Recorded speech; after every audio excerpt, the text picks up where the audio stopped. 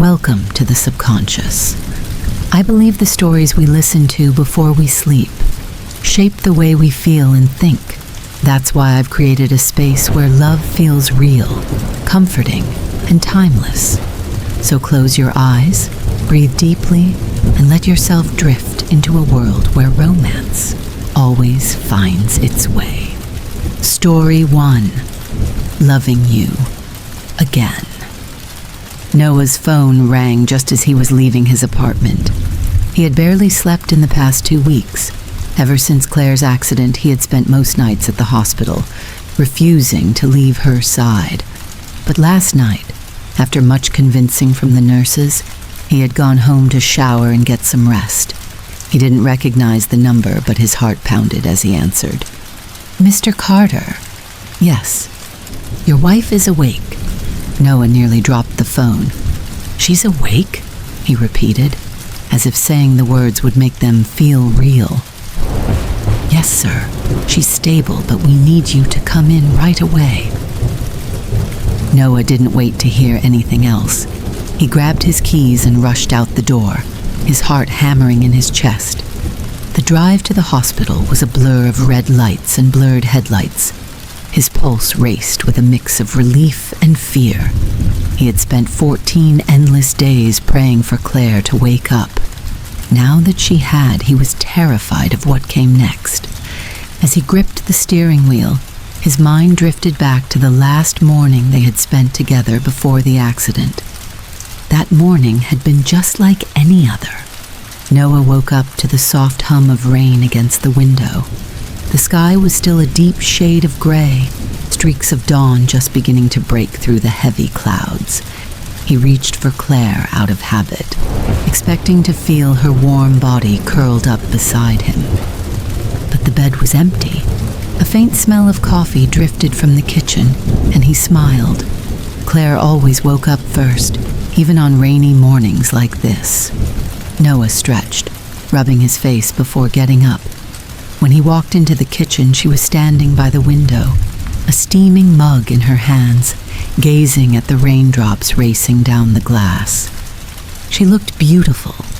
She always did, but something about her in the quiet moments, barefoot, wearing one of his oversized t-shirts, her dark hair still messy from sleep, that was what made him fall in love with her, over and over again.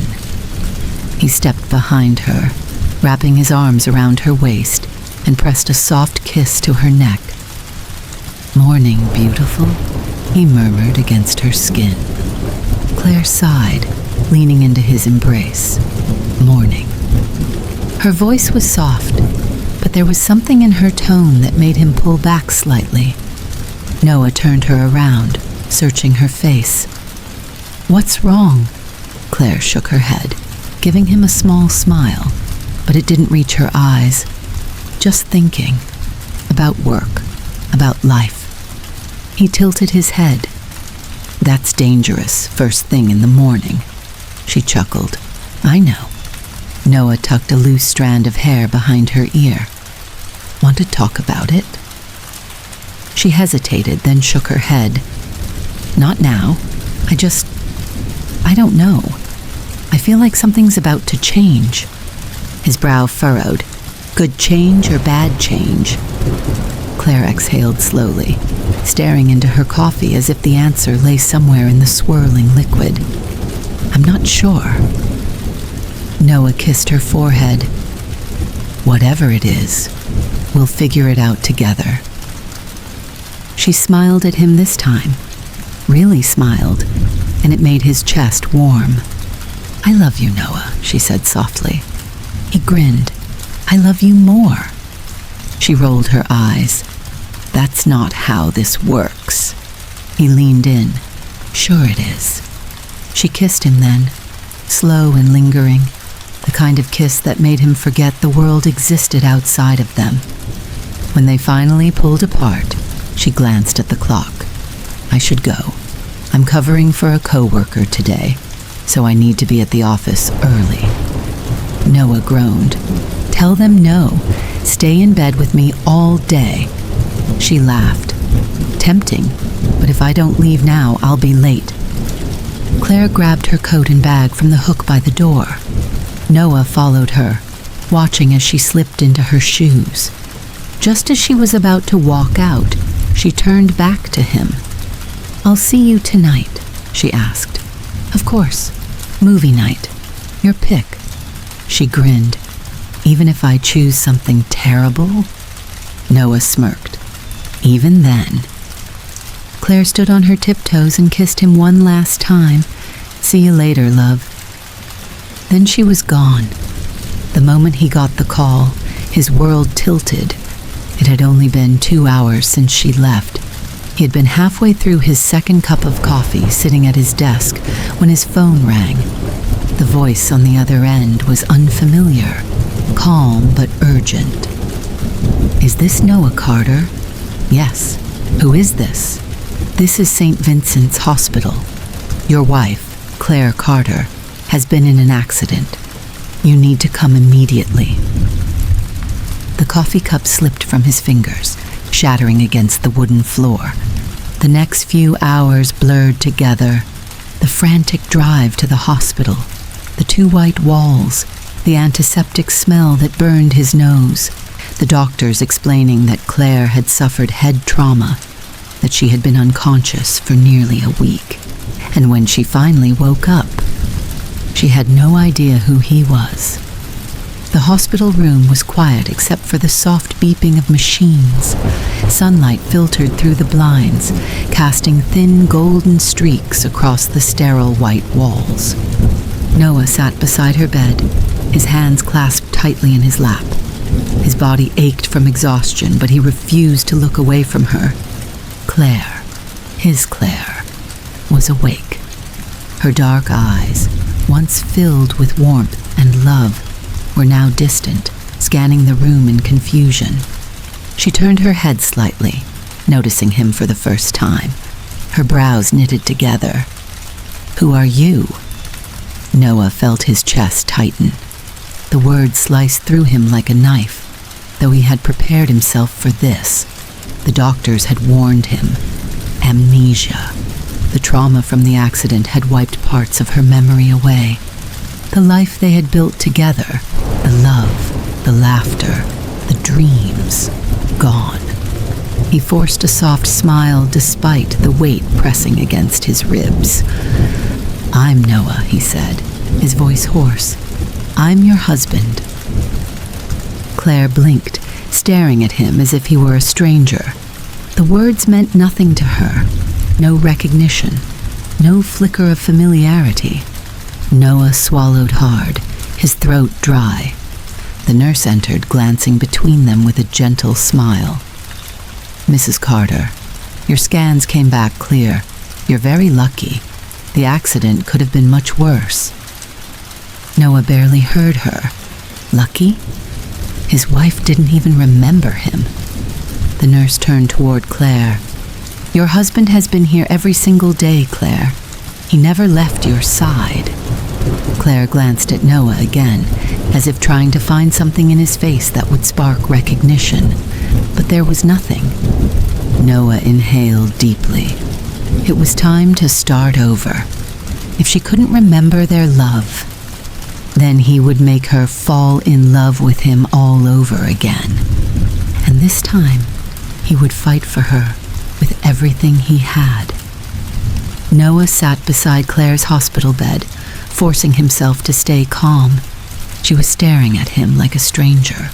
His wife, his best friend, his whole world, gone. The silence stretched between them, thick and suffocating. Claire shifted uncomfortably, her fingers gripping the thin hospital blanket as if it could somehow anchor her in a reality that no longer made sense. "I'm sorry," she said softly, her voice tinged with guilt. I don't remember anything." Noah swallowed hard. He had prepared for this, but preparation meant nothing when the person you love looked at you like a stranger. "It's okay," he said gently, even though it wasn't. Claire studied him for a moment, as if trying to find something familiar in his face. How long have we been married? Noah forced a smile. 5 years. Her eyebrows lifted slightly, but there was no recognition, no flicker of warmth. She looked down at her hands, frowning. I don't even remember getting married. Noah exhaled slowly. Would you like to? She hesitated. The nurse returned, holding a clipboard. Mrs. Carter, we'll start some memory therapy soon. But for now, it's best not to overwhelm yourself. Just take things one step at a time. Claire nodded slowly. Noah bit his lip, then reached for his phone. Would it help if I showed you pictures? Claire hesitated again, but gave a small nod. I guess that could be a start. Noah unlocked his phone and scrolled through their gallery. His fingers hovered over their wedding photos, but he hesitated. Would it be too much? Instead, he chose a simpler memory, a moment, not a milestone. He held up a picture of them sitting on the floor of their old apartment, a half-eaten pizza between them, Claire laughing with her mouth full, sauce on her chin. Claire frowned at the image. That's me? Noah chuckled. Yeah, and that's me, trying to convince you pineapple doesn't belong on pizza. She squinted at the photo. I look happy. You were. Noah's voice was thick with emotion. We were. Claire didn't respond. She just stared at the picture as if it belonged to someone else's life. Noah put the phone away, swallowing his disappointment. He had to remind himself that this wasn't something that could be fixed overnight. Love had taken years to build, and now it had to start all over again. Claire was discharged 2 days later. Noah brought her home, but to her, it wasn't home. She hesitated at the doorstep, her eyes scanning the cozy townhouse with uncertainty. I live here. Noah nodded, holding the door open for her. Yeah, it's our place. Claire stepped inside hesitantly. The familiarity he had long taken for granted was now foreign to her. She moved slowly through the living room, her fingers ghosting over the furniture, the framed pictures on the walls. Her gaze lingered on a photo of them at the beach. Noah with his arms around her waist, Claire's head tilted back in laughter. She touched the glass frame. I don't remember this at all. Noah swallowed. That was our honeymoon. We went to the Bahamas. Claire traced her fingers over the image, as if trying to pull the memory from the depths of her mind. Nothing. Noah's chest tightened. He led her upstairs to their bedroom. Claire hesitated at the doorway. The room was simple. Soft, earthy tones, a neatly made bed, a nightstand cluttered with books. Her side of the dresser had small jewelry boxes and a bottle of perfume. Her eyes landed on the vanity, where a single Polaroid was tucked into the mirror's frame. She picked it up. It was a photo of them tangled up in bed, her head resting on his chest, Noah pressing a sleepy kiss to her forehead. She turned to him, her expression unreadable. Did I love you? Noah's throat tightened. You still do, he said, his voice barely above a whisper. Claire didn't respond.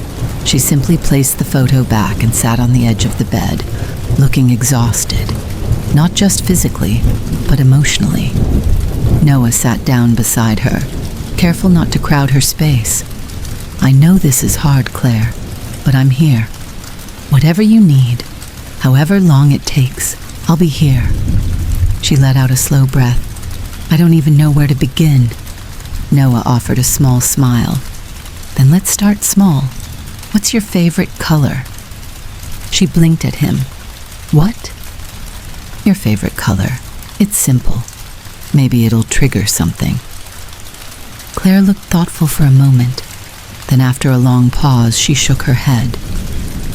I don't know. Noah's heart squeezed. Before the accident, her favorite color had been yellow. She had always said it reminded her of sunlight and warmth. Now she couldn't even remember something that simple. He forced a small smile. That's okay. We'll figure it out together. Claire glanced at him, uncertainty flickering in her eyes. Why are you doing this? Why are you so patient with me? Noah met her gaze. Because I love you, he said simply. Her lips parted slightly, as if the words surprised her. But before she could respond, she turned away, staring at the window. Noah didn't push. For now, he would give her time.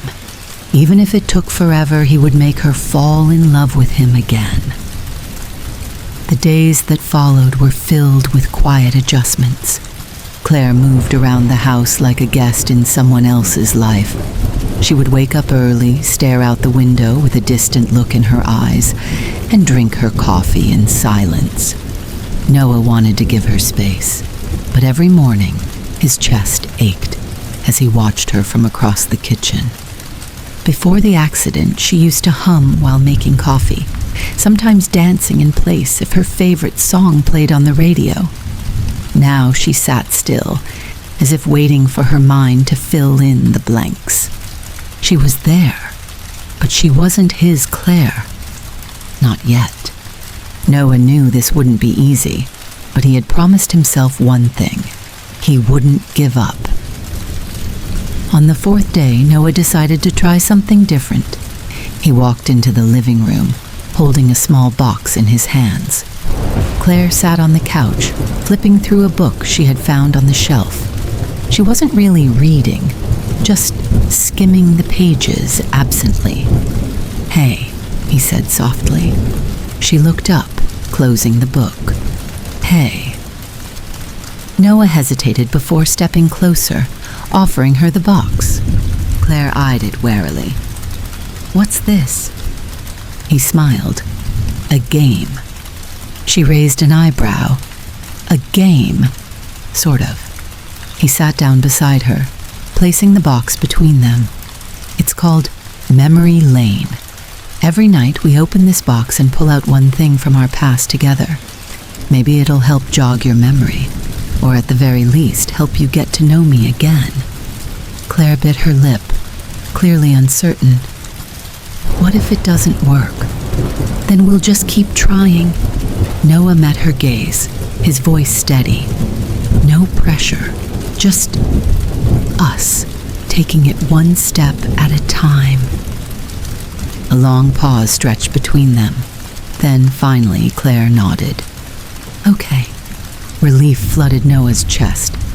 He opened the box and pulled out the first item, a movie ticket stub, slightly crumpled with faded ink. Claire frowned. "What's that?" Noah chuckled. "Our first date." Claire studied the ticket. "We went to a movie?" "Yeah, it was supposed to be this perfect romantic evening. I spent forever planning it, trying to make sure everything went smoothly. And it was a total disaster." Noah grinned. "The projector broke 20 minutes in, so we just sat there in the dark while the theater gave out free popcorn to apologize. You thought it was hilarious." Claire's eyebrows lifted. "I did?" "Oh, yeah." You couldn't stop laughing. And then, instead of going home, we spent the night wandering around the city, talking about everything and nothing. Claire ran her fingers over the faded ticket stub. "It sounds nice." "It was," Noah said softly. "That was the night I knew I loved you." Claire inhaled sharply, her fingers tightening around the paper. Noah didn't expect a sudden miracle, but for the first time he saw something flicker in her expression. Not recognition, but possibility. The next few days became a pattern. Each night they sat together and opened the memory box. One night, it was a dried flower, the first one Noah had ever given her. Another night, it was a postcard from Italy, where they had gone on their honeymoon. Slowly, Claire began asking more questions. Did I like traveling? What was our wedding like? Was I happy? Noah answered every question patiently, never pushing, never rushing. But still, she didn't remember. And some nights, when she thought he was asleep, he could hear her crying quietly. A week later, Noah woke up to the smell of pancakes. At first, he thought he was dreaming. Then he stumbled into the kitchen and saw Claire standing by the stove, flipping a pancake with careful precision. His breath caught. She had never cooked since coming home. She turned when she heard him, looking slightly sheepish. I figured I should try to make breakfast, since you've been doing everything lately. Noah swallowed hard. You didn't have to. I wanted to, she interrupted. That was new. He watched as she plated the pancakes, her movements slow, thoughtful. She set a plate down in front of him, then sat across the table. Noah took a hesitant bite and nearly choked. Claire's eyes widened. What? He coughed. Did you put salt in this? Her brow furrowed. I think so. I followed the recipe. Noah burst out laughing. Claire crossed her arms. It's not funny. It's a little funny. Her lips twitched, like she was fighting back a smile. And then for the first time since she woke up, Claire laughed. It was small, barely there, but it was real. Noah felt something inside him shift, something hopeful. Fun fact, he said, grinning. You've never been great at cooking. Claire huffed. Maybe that's why we always ordered takeout. Noah's grin widened. Exactly. They sat there, their laughter fading into something softer, more familiar. For the first time, Claire didn't seem so much like a stranger. Maybe she didn't remember him yet. But for the first time, she wanted to try. The following days carried a shift, small but undeniable. Claire still didn't remember, but she was starting to feel. She no longer looked at Noah like a stranger. Instead, there was curiosity, a quiet study of the man who claimed to be her husband. The more time they spent together, the more questions she asked, not just about the past, but about who she was. And Noah answered every single one. One evening, as they sat in the living room, Claire absent-mindedly picked up a book from the shelf. A soft gasp escaped her lips. Inside the cover was a handwritten note. To my Claire, who makes life feel like a story worth telling. Love, Noah. She traced the ink with her fingers. You wrote this?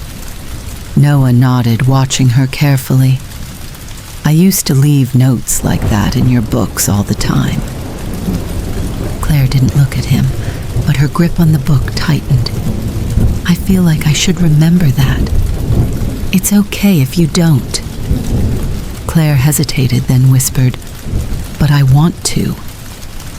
Noah's heart clenched. It wasn't memory, but it was something. The next evening, Noah set up a movie night, just like they used to do every Friday. Claire had picked the film, though it was more of a guess than a preference. She still didn't remember what she liked. Noah watched her instead of the screen. She sat curled up on the couch, a blanket draped over her legs, her fingers absent-mindedly playing with the edge of the fabric. It was familiar. Not to her, but to him. This was how she always sat when they watched movies. As the film played, she turned to him suddenly. Did we always do this? Every week, he said softly. Claire nodded, thoughtful. Then she turned back to the screen, silent for a long time, and then she shifted closer to him. Not much, just enough. Noah's breath hitched, but he didn't move. After weeks of feeling like he had lost her, this moment, this tiny movement toward him, felt like the most precious thing in the world. For the first time, he let himself hope. next morning, Noah found Claire in the garden. She was standing among the roses, fingers gently brushing the petals, eyes lost in thought. "You love flowers," he said, stepping toward her. Claire didn't look at him right away. "Did I?" "Yeah. You used to say they reminded you to appreciate small moments. That happiness isn't always loud. Sometimes it's quiet, like a flower blooming." Claire let out a slow breath.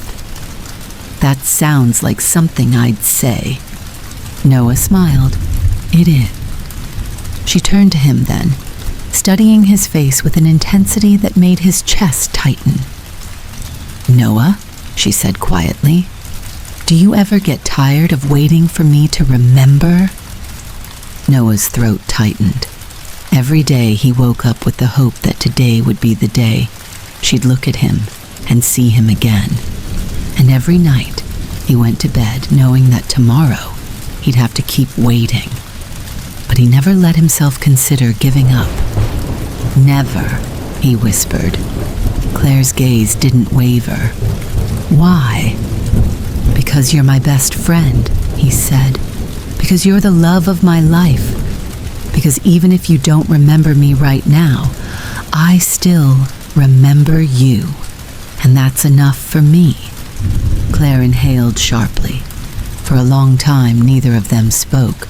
The world around them was silent, save for the distant hum of wind through the trees. Then slowly, Claire reached up and touched his cheek. Noah froze.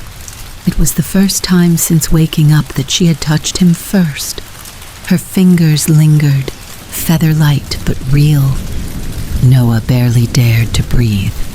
Then, just as softly, Claire whispered, "I think I want to remember you." Noah's chest ached. "Then we'll take it one day at a time," he whispered back. Claire nodded, and for the first time since the accident, she smiled. Noah barely slept that night. Claire's words kept replaying in his mind. "I think I want to remember you." It wasn't memory, not yet, but it was a choice. For the first time since the accident, she wanted to try. He lay awake in bed, listening to the soft rustling of the trees outside the window, feeling a cautious kind of hope settle in his chest. He had spent the past few weeks fighting for her, waiting for her, loving her even when she didn't remember him. Now for the first time, Claire was reaching back. The next morning, she was already awake when he came downstairs. She stood by the kitchen counter, staring at 2 coffee mugs, one black, one with cream. Noah paused in the doorway. Claire glanced at him. "I was trying to figure out how I take my coffee."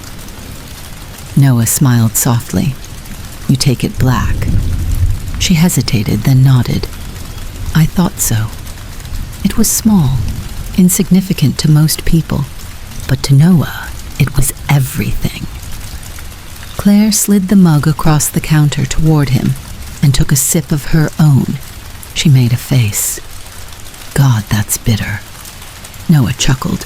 "You say that every morning, then you drink it anyway." Claire blinked. "I do. You like the ritual of it, the warmth, the way it feels like a fresh start." Claire studied him for a moment. Then, after a beat, she murmured, "That sounds like me." Noah's breath caught. Little pieces of her were coming back. That afternoon, he found her sitting in their bedroom, flipping through an old photo album. Claire looked up as he entered. "I've been trying to remember." Noah sat beside her, his chest tightening. "And?" She sighed, tracing a picture of them on their wedding day. "It's strange. I look at these photos and I see us, but it's like I'm looking at someone else's life." Noah swallowed. "I get it. I want it to feel real," she whispered. "I want to feel what I felt back then." Noah hesitated before asking, "Do you want to hear the story of our wedding day?" Claire nodded. Noah leaned back against the pillows, his voice soft as he began. "It was raining," he said. "You were convinced it was bad luck, but I told you it was romantic. You walked down the aisle with wet shoes, laughing under your breath because your dress was getting caught on everything." Claire let out a small chuckle. "You forgot your vows," Noah continued, grinning at the memory. "You stood there, staring at me, completely blank. And then you just started talking." Claire glanced at him. "What did I say?" Noah's smile softened. "You said, 'I don't have anything fancy written down. I don't have a speech. But I do have this. I love you, and I will spend the rest of my life making sure you never forget that." Claire's breath hitched. For a long moment, she just sat there, staring at the photograph. Then in a quiet voice, she whispered, "That sounds like something I'd say." Noah nodded, not trusting himself to speak. Something was shifting. Slowly, carefully, the cracks in her memory were starting to fill. A few days later, Noah found Claire in the garden again. She was kneeling by the flower beds, fingers brushing over the petals of a blooming yellow rose. Noah walked over. "You always loved yellow roses." Claire inhaled the soft floral scent. "Why?" He smiled. "Because they remind you of sunlight." Claire bit her lip. "I still don't remember everything." Noah crouched beside her. "That's okay." She turned to him, studying his face. "Do you ever wonder if I'll never remember?" Noah's heart clenched. He had thought about it every single day. "Sometimes," he admitted. "But I also believe in us. Whether you remember or not, I'll keep loving you." Claire's gaze softened. Then suddenly she reached out, her fingers brushing against his wrist, her touch gentle, searching. Noah froze. It was the first time she had touched him like this since waking up. Her hand lingered for a second longer before she pulled away, clearing her throat. "Can we go somewhere?" Noah blinked. "Where?" Claire hesitated. "I don't know. Somewhere that meant something to us." Noah felt his pulse quicken. "I know the perfect place." That evening he took her to the lake. It was where they had spent countless summer nights, where Noah had proposed to her, where they had always gone to escape the world. The sun was beginning to set, casting golden hues over the rippling water. Claire stood by the shore, wrapping her arms around herself. "It's beautiful here." Noah smiled. "We used to come here all the time." She turned toward him. "Tell me about it." So he did. He told her about their late-night swims, about the time she had pushed him into the water fully clothed. He told her about the first time he kissed her here, beneath the stars, the night he realized he wanted forever with her. Claire listened intently, her fingers tracing patterns in the sand. Then she whispered, "And I said yes." Noah's breath caught. "To what?" Claire turned to him. "To marrying you." Noah swallowed hard. "Yes, you said yes." Claire was silent for a long time. Then, in a soft voice, she asked, "Noah, will you kiss me?" His heart stopped. She was looking at him, truly looking at him.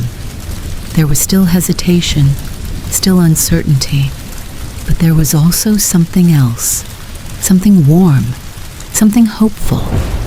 Noah stepped closer, reaching up to cup her cheek, his thumb brushing against her skin. "Are you sure?" he whispered. Claire nodded. "I don't remember everything," she admitted, "but I feel something when I'm with you."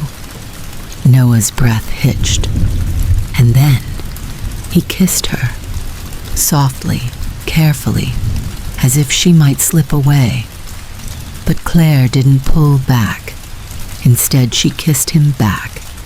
It was tentative at first, like rediscovering something half-remembered. But then it deepened, and suddenly she was holding on to him like she had never let go. When they finally parted, Claire exhaled shakily. She touched her lips, her eyes searching his. Then, in the softest whisper, she said, "Noah, I remember." Noah's heart nearly gave out. Claire's lips parted in awe, her fingers trembling as she touched his face. "I remember our wedding. I remember this lake.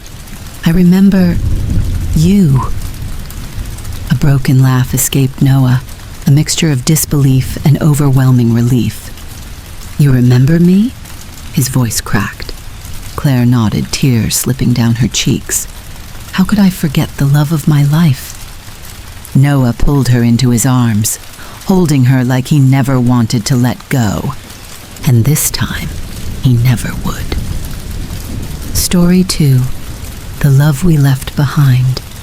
The attic smelled of old wood, forgotten time, and the lingering scent of lavender. His grandmother's favorite perfume. Dust floated lazily through the golden beams of afternoon light filtering in through a small circular window. Liam wiped his forehead, glancing around the cluttered space filled with years of untouched memories. His grandmother, Margaret Holloway, had lived a long and beautiful life, but after moving to a care home last month, she had reluctantly asked him to clean out the house. "Take whatever you want, my love," she had told him, "but leave the past where it belongs." That had been a strange thing to say, but Liam hadn't questioned it at the time.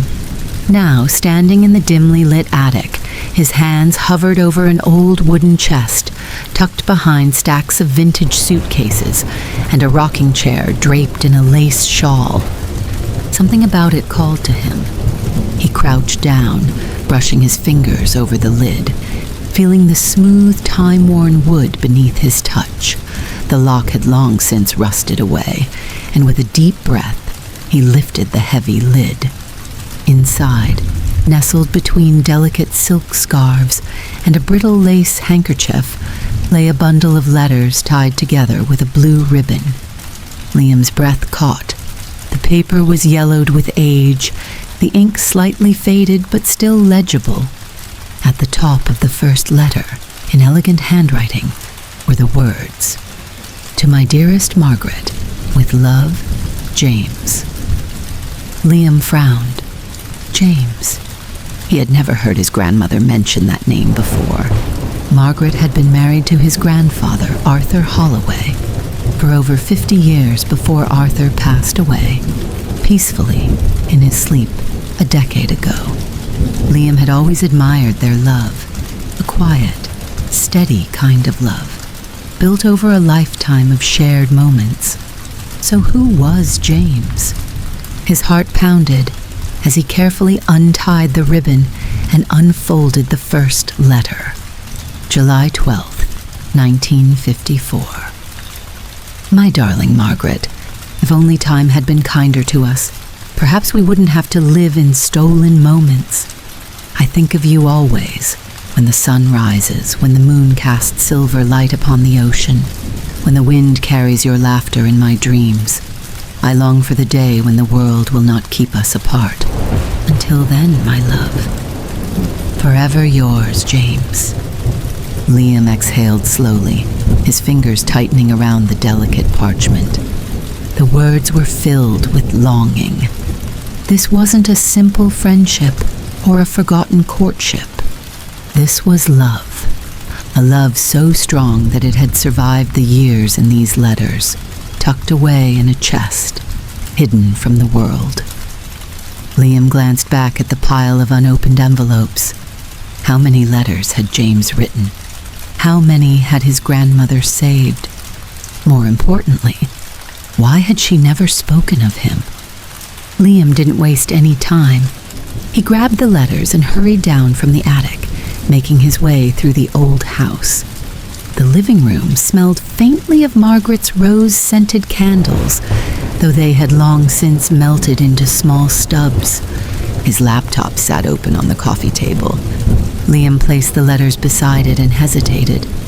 Should he call his grandmother and ask her directly? Something told him that she wouldn't want to talk about it. Instead, he sat down, carefully unfolding another letter. August 3rd, 1954. My Margaret. The days feel longer without you. I see you in everything. The way the birds dance in the sky, the way the rain kisses the earth. I ache to be by your side, to hold your hand as we once did. But I know the world is not ready for us yet. Do you still wear the blue ribbon I gave you?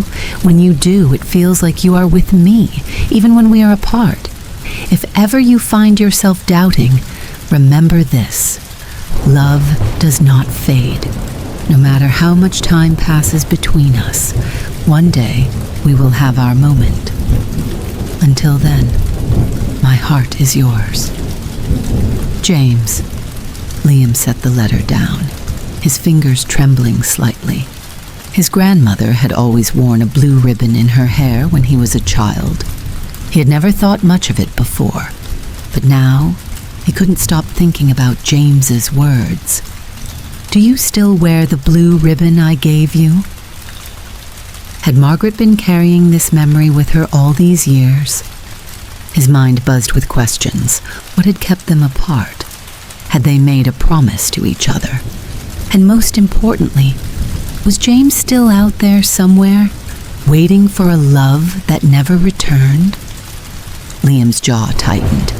He needed answers. He had always been a romantic at heart, and if there was even the smallest chance that James was alive, still waiting for Margaret, he would find him. The next morning, Liam drove to the care home where his grandmother now lived. It was a beautiful place, bright, welcoming, filled with fresh flowers and bookshelves stacked with old classics. Margaret was sitting by the window, knitting a soft yellow scarf, the same blue ribbon tied neatly in her silver hair. She smiled when she saw him. Liam, my love, what a nice surprise. Liam sat beside her, heart pounding. Grandma, can I ask you something? Her knitting needles clicked together softly. Of course. He hesitated, then carefully placed one of James's letters in her lap. The moment her eyes landed on the name, her hands stilled. For a long time she didn't speak. Then, in a whisper, she said, Where did you find this? In the attic, Liam admitted. I read a few of them. Margaret closed her eyes. When she opened them, there was something there, a flicker of a memory, a shadow of an old love that had never quite faded. Liam reached for her hand. Grandma, who was James? For the longest time, she simply stared at the letter. Then, in the softest voice, she whispered, The man I was supposed to marry. Liam's breath hitched. But you married Grandpa, he said, confused. Margaret smiled sadly, her fingers brushing the ink of James's name. Yes, my love, but life doesn't always follow the plans we make. Liam leaned closer, his pulse racing. Grandma, he said, I'm going to find him. Margaret's head snapped up. Oh, Liam, that was a lifetime ago. Maybe, Liam said, determination settling in his chest. But I have a feeling your story isn't finished yet. Margaret blinked. And then, just for a moment, her eyes filled with something he hadn't seen in years. Hope. Liam sat in his car outside the care home, gripping the steering wheel as his mind raced. He had come to see his grandmother with the intention of asking a few simple questions. But now he had a mission. Margaret's words still echoed in his head. The man I was supposed to marry. What had happened? Why hadn't she married James? And if they had been so deeply in love, why had she never spoken about him? Liam didn't believe in lost causes. If James was still out there, somewhere in the world, still thinking about Margaret after all these years, then he would find him. But first, he needed clues. Later that evening, Liam sat in his grandmother's old study, carefully laying out all of James's letters on the desk.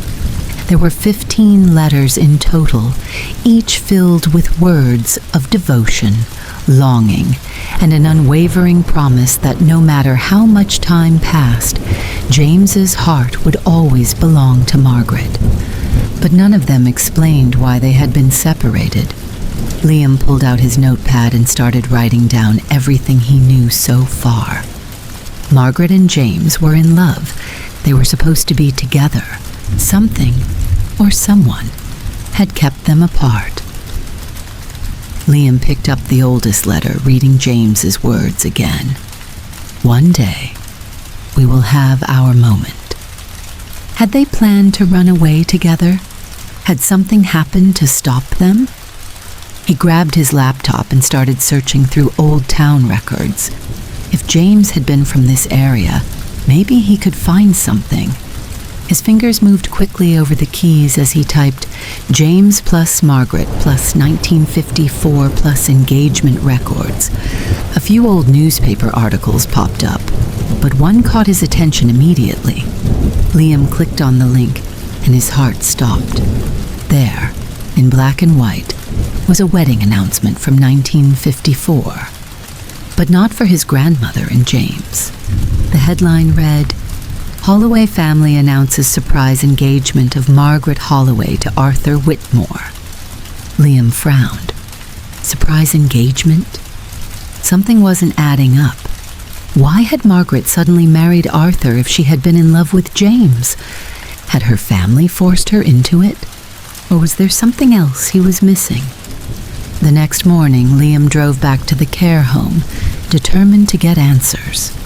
His grandmother was sitting outside in the garden, a soft breeze playing with the ends of her silver hair.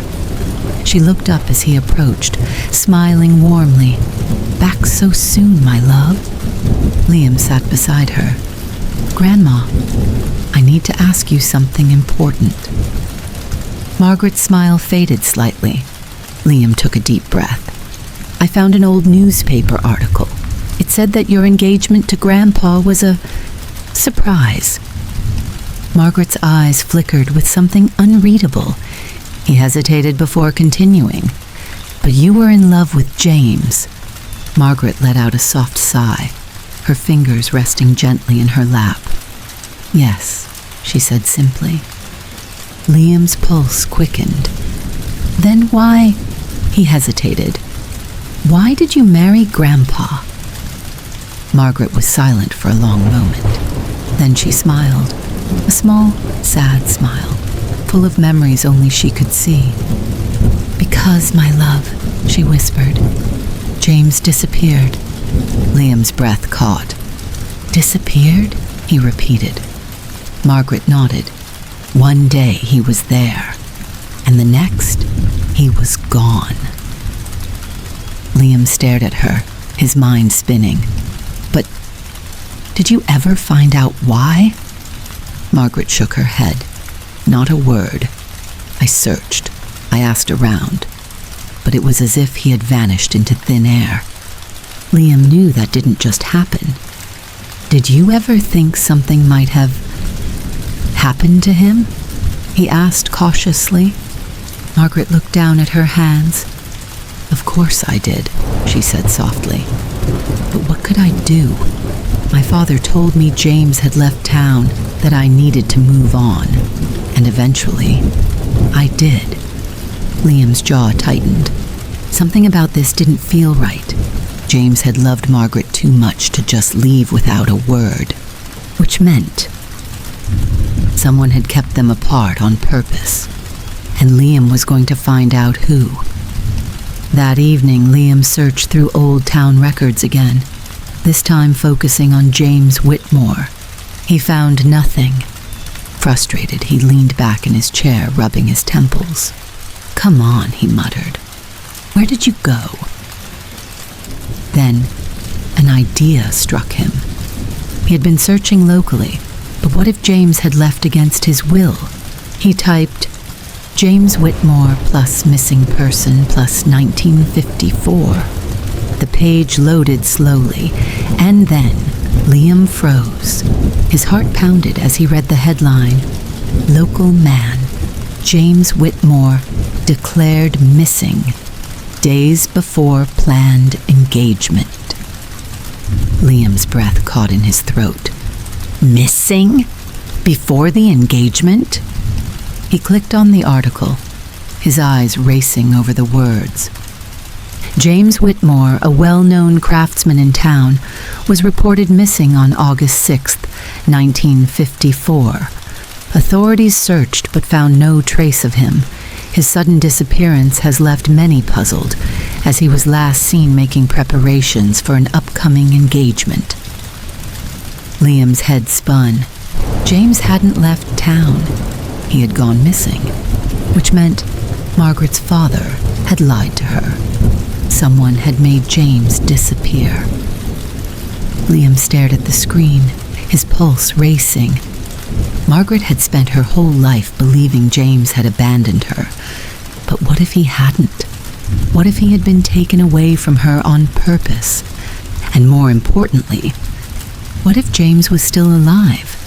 Liam clenched his fists. There was only one way to find out. He had to find James. And this time, he wouldn't stop until he brought him back to Margaret. Liam couldn't sleep. The discovery wouldn't let him rest. James hadn't left town. He hadn't abandoned Margaret. He had gone missing. That meant Margaret had spent her entire life believing a lie. Someone had taken James away from her, and Liam was going to find out who and why. The next morning, Liam drove straight to the town archives. The library smelled like aged books and history, the air heavy with the weight of forgotten stories. The woman at the front desk, Mrs. Dunley, was an old family friend who had worked at the library for decades. "Liam Carter," she said with a smile. "Haven't seen you in ages. What brings you here?" "I need to find information on someone who went missing in 1954, Liam said. Mrs. Dunley's smile faded slightly. "That's quite a long time ago." "I know," Liam said, "but it's important." She studied him for a moment before nodding. "Come with me." She led him to a back room, where old newspapers and records were kept. The shelves were lined with bound copies of the town's newspapers from as far back as the 1900s. "Who's the person you're looking for?" she asked. "James Whitmore." Mrs. Dunley's eyes widened slightly. James Whitmore. That name does sound familiar. She ran her fingers along the spines of the records, pulling out a dusty leather-bound book from 1954. "Let's see," she murmured, flipping through the pages. Liam leaned over the table, his pulse quickening as she turned to August 1954. Then, there it was, a small article buried on the bottom half of the page. "Local man James Whitmore goes missing. Authorities declare no foul play." Liam clenched his fists. "No foul play?" Mrs. Dunley shook her head. "I remember hearing about this when I was little. People whispered about it for years. James was a good man. He made furniture, worked hard, and was deeply in love with a young woman. Some folks thought he ran away. Others thought he had a secret life somewhere else." Liam frowned. "What do you think?" Mrs. Dunley hesitated, then leaned in slightly. "Between you and me," she said in a low voice, "I don't think he left willingly." Liam's stomach dropped. "You think someone made him disappear?" he asked. Mrs. Dunley exhaled slowly. "The Whitmores weren't wealthy, but Margaret's family was. Back then, People did things differently. Liam knew what she meant. In those days, love wasn't always enough. If Margaret's family hadn't approved of James, they could have easily found a way to get rid of him. Liam's heart pounded. What if James had been threatened? What if someone had forced him to leave? He took a deep breath. Is there anyone still alive who might know what happened? Mrs. Dunley tapped her chin. Well, there's old Mr. Holloway. Liam froze. Holloway, his grandmother's older brother. He was still alive. And if anyone knew the truth about what had happened to James, it was him. That evening, Liam drove out to the Holloway family estate. The house was huge, a towering structure of brick and ivy, the kind of place that whispered of old money and carefully kept secrets. Liam had never liked his great-uncle Edward Holloway. Even as a kid, the man had seemed too cold, too controlled, and now he was the only person who might hold the answers. Liam rang the doorbell. After a few moments, a butler opened the door. May I help you? I need to speak with Mr. Holloway, Liam said. The butler hesitated. He doesn't usually take visitors. Tell him it's about Margaret. The butler studied Liam for a moment before nodding. Wait here. Liam clenched his fists as he stepped inside. The house still smelled the same, like polished wood and unspoken history. After a few moments, the butler returned. Mr. Holloway will see you now. Liam followed him into a dimly lit study, where Edward Holloway sat in a large leather chair, sipping a glass of whiskey. The old man barely looked up. What do you want? Edward asked, his voice sharp. Liam took a steadying breath. I want the truth. Edward chuckled, swirling his drink. The truth about what? James Whitmore, Liam said. The reaction was immediate. Edward's fingers tightened around his glass. His jaw clenched. For the first time, there was something other than indifference in his expression. Liam stepped closer. You know what happened to him, don't you? Edward exhaled slowly, setting his drink down. That was a long time ago, he said. But it still matters, Liam said firmly. Edward sighed, rubbing his temples. You remind me of her, you know, always asking questions, never satisfied with simple answers. Liam's heart pounded. Tell me, he urged. Edward was silent for a long moment. Then finally he spoke. James didn't leave, Edward said quietly. We sent him away. Liam's breath caught. You what? Edward met his gaze. My father found out about James and Margaret. He was furious. Said she couldn't marry a man with no wealth, no status. Liam's stomach twisted. So he got rid of him, Edward continued. Had him sent away on a ship the next morning, gave him just enough money to start over somewhere else, on the condition that he never come back. Liam's hands curled into fists.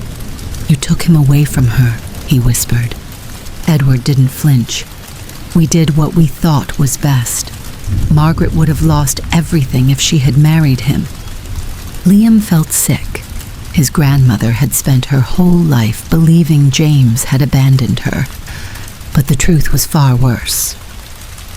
Where did he go? Liam demanded. Edward hesitated. Then in a voice so quiet it was barely audible, he said, Havana. Liam's heart stopped. Havana, he repeated. Edward nodded. He was sent to Cuba. That's the last we ever heard of him. Liam's mind raced. Cuba. James had been taken away from Margaret, not by fate, but by force. And now, there was only one thing left to do. Find him. Liam turned on his heel. Where are you going? Edward called after him. Liam didn't stop. To fix what you broke. and with that he walked out of the house, straight toward the biggest journey of his life. Liam had never booked a flight so fast in his life. The moment he left the Holloway estate, he drove straight home, packed a small bag, and started searching for the earliest possible flight to Havana, Cuba. His hands were still shaking as he typed in his payment details. His heart felt like it was running a marathon. This was insane. Absolutely insane. But deep in his gut, he knew this was the right thing to do. James had been taken from Margaret, and if there was even the slightest chance that he was still alive, Liam was going to bring him back. The next morning, Liam landed in Havana. The air was thick with humidity, the scent of sea salt and fresh mangoes lingering in the breeze. The streets were alive with color. Vintage cars in shades of turquoise and red weaved between pedestrians, and the sound of music spilled out from cafes onto cobblestone roads. Liam took a deep breath, absorbing the energy of the city. This was where James had been sent. Somewhere in this city, the man who had once loved his grandmother was living a life he never chose. Liam pulled out his notebook, flipping to the page where he had jotted down everything he knew so far. James Whitmore arrived in Cuba in 1954. No records after that. There wasn't much to go on, but Liam refused to give up. His first stop was the Public Records Office. He spent hours searching through old immigration logs, looking for any mention of James Whitmore. Nothing. Frustrated but not defeated, he moved on to local archives, sifting through decades of newspaper articles. Still nothing. By evening, he sat at a small cafe, tapping his fingers against the wooden table. The sun was setting, painting the sky in fiery shades of orange and pink. He sighed, rubbing his temples. Think, Liam. James had been sent here with nothing. No wealth, no connections. Where would he have gone? Then, an idea struck him. James had been a craftsman back in the U.S. What if he had continued that work here? Liam pulled out his phone and searched for carpenters in Havana, Cuba. A long list of businesses popped up, most of them modern. But then, he spotted something. An old furniture shop tucked away in the heart of the city. Whitmore and Sons, handmade wooden creations since 1954. Liam's pulse spiked. Whitmore. That couldn't be a coincidence. The shop was small but beautiful, nestled between a bookshop and a florist. The sign above the door was hand-carved, the lettering slightly worn but still elegant. Liam hesitated outside, his heart hammering. This was it. The answer he had been searching for. He stepped inside. The scent of freshly sanded wood filled the air, mingling with the faint aroma of varnish. Sunlight streamed through the windows, casting golden streaks across handcrafted tables, chairs, and wooden sculptures. Behind the counter, an elderly man was carefully polishing a carved jewelry box. His hands were strong but aged, his silver hair neatly combed back. His face was lined with years of experience, but his eyes held something familiar. Liam took a shaky breath. James Whitmore? The old man looked up, his eyes narrowing slightly. Yes? Liam's throat tightened. He had found him. James was alive. Liam swallowed hard. My name is Liam Carter. James studied him for a long moment before setting down the jewelry box. Carter, he murmured, as if testing the name on his tongue. Then something in his expression shifted. Margaret, he whispered. Liam's breath caught. He still remembered her, even after all these years. Liam nodded. She never forgot you either. James exhaled sharply, as if the weight of decades of silence had just landed on his chest. "You know about me?" he asked, his voice softer now. Liam pulled out the letters from his bag, placing them gently on the counter. James stared at them. Slowly he reached forward, his hands trembling as he touched the old parchment. "My letters," he murmured. Liam nodded. "She kept them. All of them." James closed his eyes, exhaling shakily. I thought she had forgotten me." "She thought you left her," Liam said gently. James's eyes snapped open. "What?" Liam clenched his jaw. "You didn't leave by choice, did you?" James shook his head. "I had no choice at all." Liam already knew the answer, but he asked anyway. "What happened?" James let out a bitter chuckle. "One night, I was on my way to meet Margaret," he said, voice heavy with memory. "We had planned to leave together to start a new life, but I never made it to her." Liam leaned in. "Why not?" James's jaw tightened. "Her father's men found me first." Liam's fists clenched. Edward had admitted that much.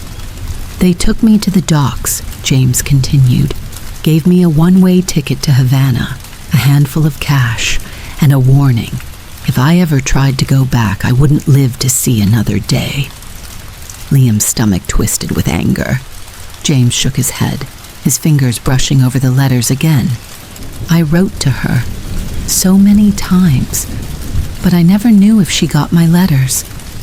And when I never heard back, I thought she had moved on." Liam swallowed hard. "She never got them," he said quietly.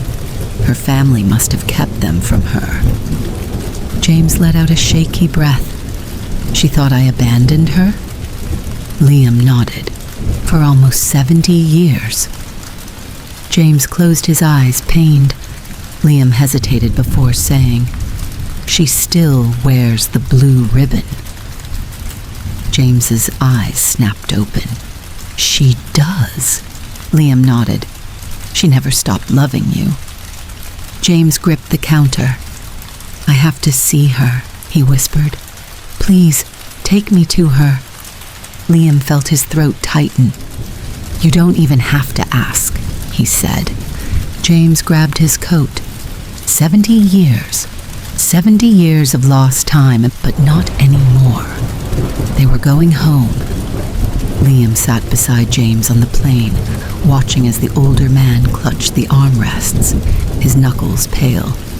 It wasn't fear of flying. It was the weight of 70 years pressing down on him.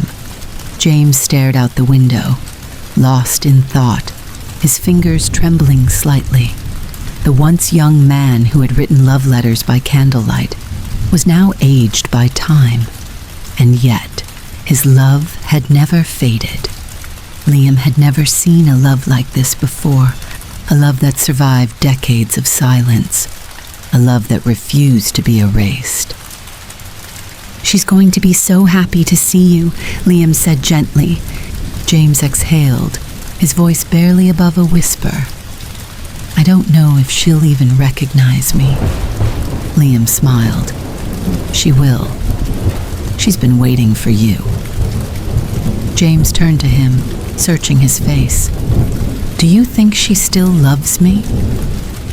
Liam's throat tightened. "James," he said softly, "she never stopped." The moment they landed, Liam drove straight to the care home. James sat in the passenger seat, staring straight ahead, his chest rising and falling in slow, measured breaths. He hadn't said much during the drive. Maybe it was nerves.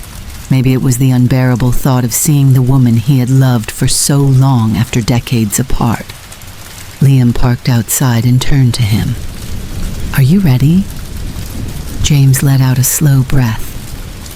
"I've been waiting my whole life for this moment." They stepped out of the car. The care home's garden was bright and warm in the afternoon sun, the scent of roses and lavender drifting through the air. And there, Sitting in her favorite chair by the window was Margaret. Liam's heart pounded. James froze beside him, his breath hitching. Margaret was knitting again, humming softly to herself. Her silver hair was pulled back neatly, and the blue ribbon was tied in her hair. Liam saw James suck in a sharp breath. "She still wears it," James whispered, his voice breaking. Liam swallowed hard. "Go to her." James took an unsteady step forward, then another. Liam watched as a love that had been lost for 70 years took its first steps back home. Margaret didn't notice them at first. She was focused on her knitting, her hands steady, her lips curved in a peaceful smile. Then, slowly, she looked up. Her eyes fell on Liam first, and she smiled. "Liam, my love, back again so soon." Then her gaze shifted. Her knitting needles slipped from her fingers. Liam heard her sharp intake of breath. She stared at James. And James was trembling. Margaret's hands flew to her mouth. "James?" she whispered. His lips parted, his eyes glistening. "Margaret." Liam felt the weight of the moment settle over everything. The air shifted. 70 years collapsed into a single second. Margaret slowly rose from her chair, her breath coming in uneven gasps. This can't be real." James took a shaky step forward. "It's real, my love," he whispered. "I'm here." A single tear rolled down Margaret's cheek. "You," her voice broke. "You left." James shook his head violently. "No, I didn't." Margaret swallowed hard. "I waited. I searched for you." James's voice cracked. "They took me away from you." Margaret's whole body stilled. James stepped closer. "I never left you, Salwa," he said, his voice thick with emotion. "I never stopped loving you." Margaret let out a broken laugh. 70 years, she whispered.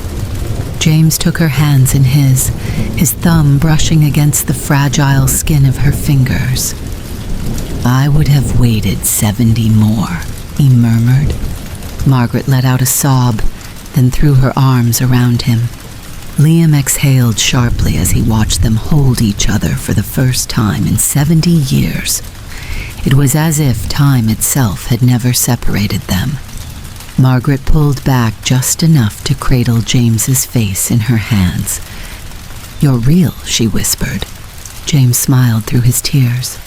"I am." And then Margaret kissed him. Software slow, like a promise that had waited a lifetime to be fulfilled. Liam felt his chest ache, because in that moment he realized love wasn't bound by time. Love was time itself. Hours later, Margaret and James sat together on the garden bench, fingers intertwined. They had spent the afternoon catching up, James telling her about his life in Cuba, Margaret filling him in on the years they had lost. Liam watched from a distance, his heart swelling. Margaret turned to James, smiling softly. "Do you remember what you wrote to me?" she asked. James chuckled. "I wrote you a lot of things, my love." She reached up, gently tugging on her blue ribbon. "You wrote, 'If ever you find yourself doubting, remember this. Love does not fade, no matter how much time passes between us.'" James exhaled shakily. "I meant it then," he said softly. Margaret squeezed his hand. "And I believe it now." Liam grinned. He had done it. He had brought love home. And for the first time in his life, he truly understood. Some love stories never end. They just wait for the right moment to begin again. Story 3. The Love Letter That Time Forgot. The old bookstore on the corner of Maple Street had always been a place of quiet magic, its wooden shelves overflowing with books that smelled of history and forgotten dreams, created a sanctuary for those who sought escape within its pages. Emma had worked there for years, finding solace in the rhythm of dusting shelves, arranging bestsellers, and losing herself in love stories that seemed too perfect to be real. Unlike the fleeting romances of the modern world, the ones in books were written in ink that never faded, with love letters sealed in time, waiting for someone to rediscover them. It was a rainy afternoon when fate slipped a secret into her hands. The golden light of the setting sun streamed through the tall windows, illuminating a section of vintage books that had long been untouched. She ran her fingers along their spines, appreciating the history they held, when something caught her eye.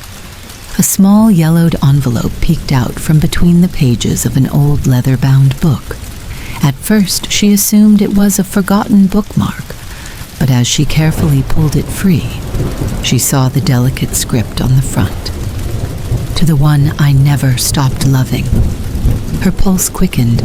The envelope was brittle at the edges, as though it had been waiting decades to be found.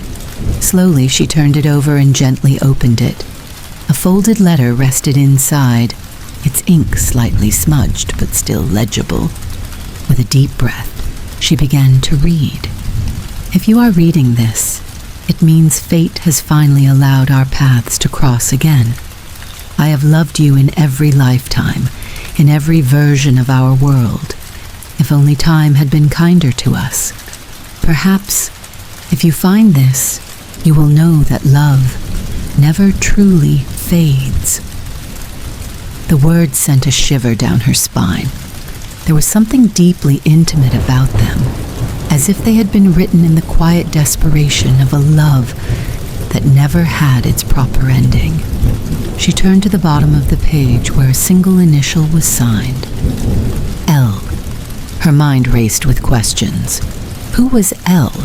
And who was this letter meant for? Determined to unravel the mystery, Emma spent the rest of the evening searching through the shop's records, flipping through old newspapers and asking longtime residents if they recalled a love story that had been lost to time. Hours passed before she finally found a lead. An elderly woman, Mrs. Dawson, had been visiting the store for decades. When Emma read the letter to her, the woman's face softened with nostalgia. Liam Carter, she whispered, her eyes glistening with memory. He was in love with a girl named Eleanor, but something happened. No one ever knew why they never ended up together. Emma's heart ached at the thought. A love unfinished, a story waiting to be told. But just as she was about to return the letter to its book, something strange happened. A gust of wind knocked over a stack of books, and another envelope tumbled onto the floor. This one looked newer. She picked it up, breathless. The handwriting was eerily familiar, and the letter was addressed to her. Emma's fingers trembled as she turned the envelope over. The crispness of the paper felt different from the first, newer, untouched by time. The ink was fresh, yet the handwriting was eerily familiar. Her breath caught as she read the words on the front, "To the one who finds my words." A shiver ran down her spine. This wasn't a letter from the past. It was addressed directly to her. But how was that possible? She hesitated before opening it, her heart hammering in her chest. Inside, the letter was written in the same elegant script as the first one. Emma, if you are reading this, it means the past has reached out to you, just as it reached out to me. I have been waiting for you.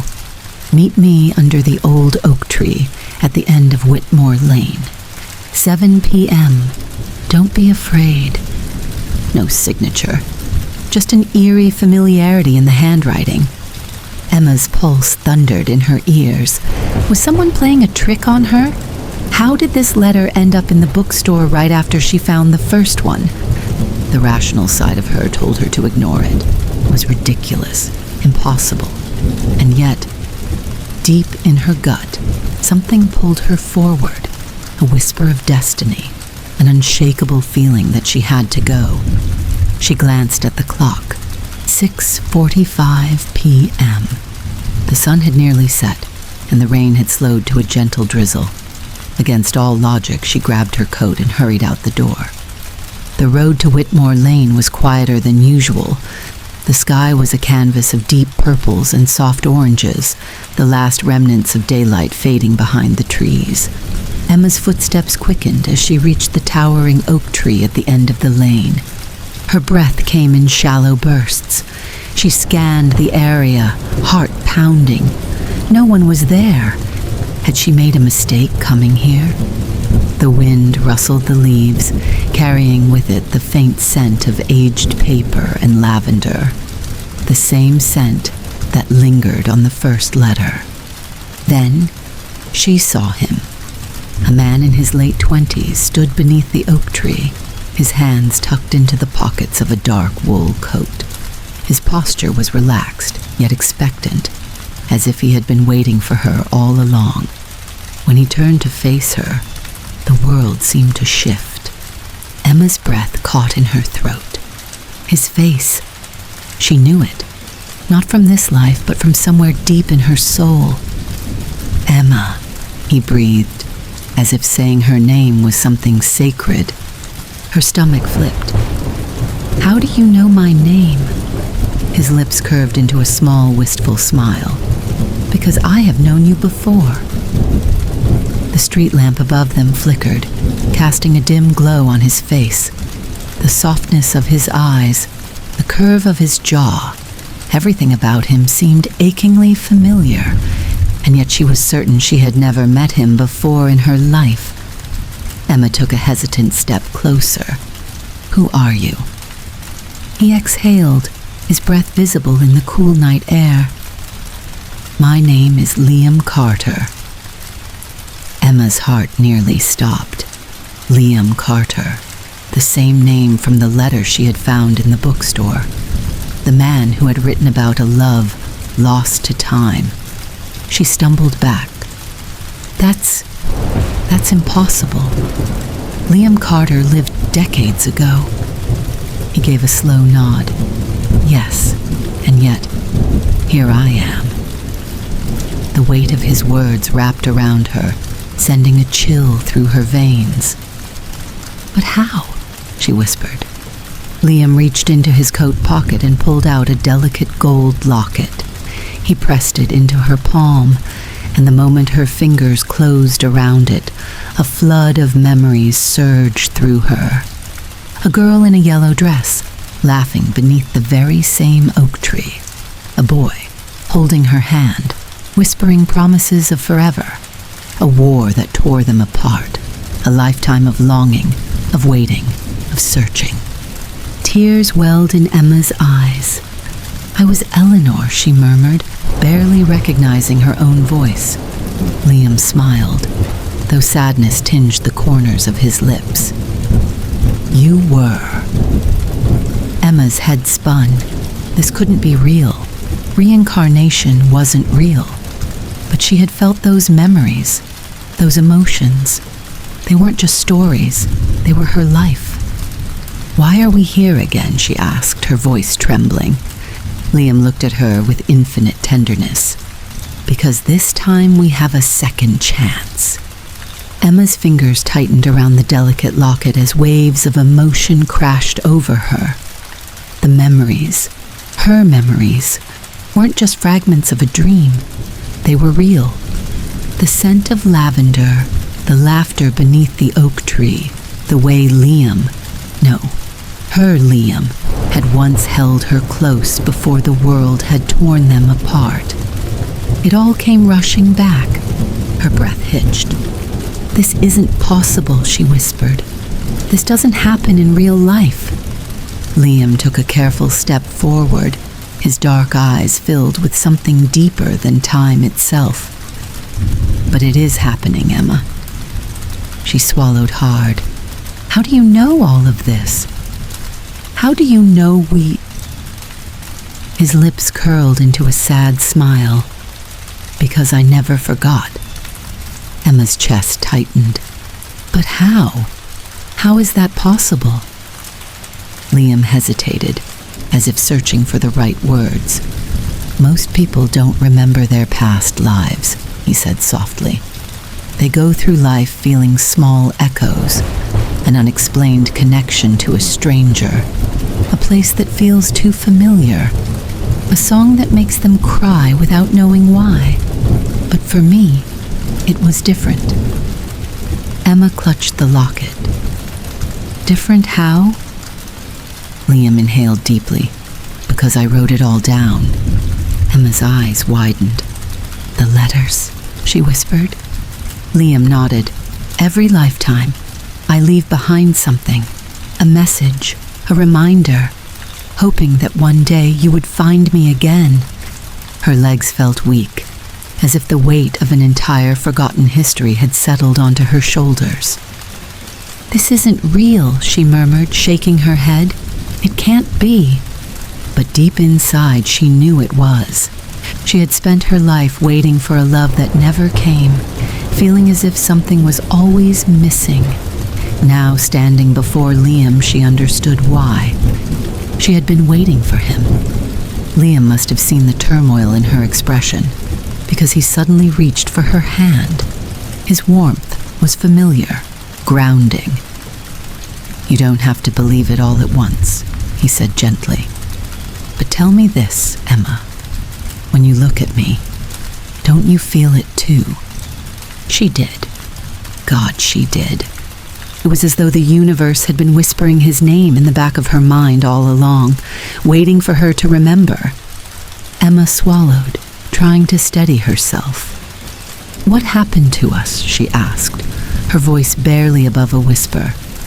Liam's expression darkened. You died, he said quietly. Emma's heart clenched. In every lifetime, he continued, voice heavy with grief, something takes you from me.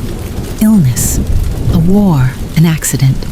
It's always something, and every time, I'm left behind to remember everything alone.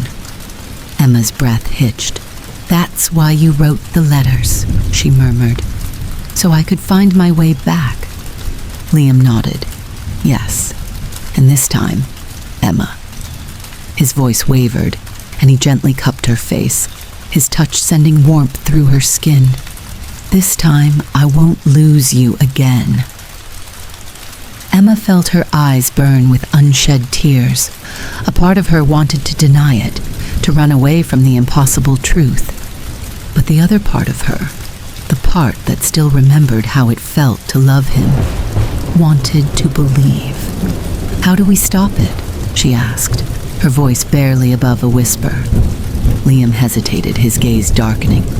I don't know, but I won't let anything take you from me this time. His promise sent a shiver down her spine. Emma's heart pounded in her chest. It was too much, too overwhelming. The memories, the emotions, the love that had somehow survived, time itself. Liam, her voice was unsteady. I don't know if I can do this. He stepped closer, his presence unshakable. You don't have to have all the answers, he said. Just don't walk away, not this time. Emma looked into his eyes, and for the first time she let herself feel it all. The love, the longing, the truth she had been trying to deny. Okay, she whispered. Liam let out a shaky breath of relief, but just as he opened his mouth to speak, something strange happened. The wind around them picked up, swirling through the leaves of the great oak tree. The world around them seemed to blur, as if something unseen was shifting, and suddenly, Emma felt something pulling her away. A sharp pain shot through her chest. Her vision blurred. Liam! Her voice was drowned by the roaring wind. Then, darkness. Emma's world was slipping away. The darkness wasn't just absence. It felt like a force, something pulling at her, dragging her through unseen currents. She tried to scream, to reach for Liam, but her voice was lost in the void. Then, as suddenly as it had come, the darkness shattered. Emma gasped as she found herself standing somewhere else, no longer beneath the oak tree, no longer in the present. She stood on a cobblestone street, the scent of fresh bread and blooming jasmine in the air. Around her, people moved in elegant 1940s-style dresses and suits, their laughter and conversations filling the warm evening air. The glow of vintage street lamps cast golden halos onto the pavement. Emma's breath hitched. This wasn't possible. She wasn't just seeing the past. She was in it. A light breeze lifted the hem of her dress, and it was only then that she looked down. Her usual jeans and sweater were gone. In their place was a beautiful pale blue dress with a cinched waist, the kind she had seen in old photographs. Her fingers trembled as she reached up and touched her hair. It was styled in soft curls, pinned up with delicate pearl hairpins. This wasn't a dream. This was real. A strange mixture of fear and exhilaration swirled inside her. The last thing she remembered was standing with Liam under the oak tree in her world, her time. But now, somehow, she had been pulled back into their past life. She turned, her heart hammering against her ribs. And then, she saw him. Liam stood a few feet away, dressed in an old-fashioned black suit, his hair neatly combed in a style that belonged to another time. His dark eyes widened in shock as they met hers. Emma! His voice was barely above a whisper. Her knees nearly buckled. Liam, she breathed. He rushed to her, stopping just short of touching her, his hands shaking. How are you here? I watched you fade away. Emma let out a shaky breath. I don't know, but I think... She swallowed hard. I think I was pulled back to where it all began. Liam's gaze darkened, as if he suddenly understood something she didn't. This is the night, he murmured. Emma frowned. What night? He swallowed, his Adam's apple bobbing. The night we lost each other. The word sent a chill through her. Emma's memories of their past life were fragmented, scattered like old photographs in the wind. But now, she needed to remember everything. Liam, she whispered, what happened to us? His expression grew pained, as if he had spent a lifetime trying to forget the answer. But before he could speak, the distant chime of a clock echoed through the streets. Liam flinched. It's almost midnight, he said urgently. Emma, we don't have much time. Emma's stomach twisted. Time for what? Liam grabbed her hands, his grip warm, grounding. To fix what went wrong. The memory came in flashes. A train station, the scent of cold metal and rain, the feeling of Liam's arms around her as he whispered words of love. Then, a gunshot. Emma gasped, her vision blurring. Liam, she choked, looking up at him. I remember now. His hands tightened around hers. We were trying to run away together. Emma nodded, her heart pounding. But someone stopped us. Liam's expression turned grim. Your father. A wave of emotions crashed over her. Love, grief, and the bitter taste of fate. In their past life, her father had disapproved of Liam. A poor bookseller's son wasn't worthy of a senator's daughter, so he had made sure they never got their happy ending. Emma's pulse quickened. Liam, if I was brought back here, if you were to... What if this is our chance? Liam's dark eyes burned with hope. Then we have to change it. The weight of his words settled in the air between them. Emma had spent a lifetime searching for something she couldn't name, an emptiness that followed her even when she was happy. And now she knew why. She had lived an unfinished love story, one that fate had finally given her the chance to rewrite. The chime of the clock echoed again. 11:58 p.m. Liam looked at her, his voice urgent. If we can make it to the train station before midnight, we can change everything. Emma took a deep breath. Then she grabbed Liam's hand. Then let's go. Emma and Liam ran through the cobblestone streets, their hands clasped tightly, their hearts pounding in sync. The city around them was alive with soft laughter and flickering street lamps.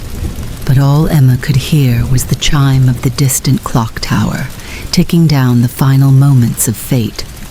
The train station was just beyond the square, its silhouette framed by the warm glow of lanterns. The faint sound of a train whistle echoed in the distance, a haunting reminder of the moment that had once torn them apart. Emma's breath came in ragged gasps. Her memories of this night were becoming clearer with every step. This was where she had died, where she had been ripped from Liam's arms, but not this time. "Liam, hurry," she urged. They reached the train station entrance, the grand archway looming above them.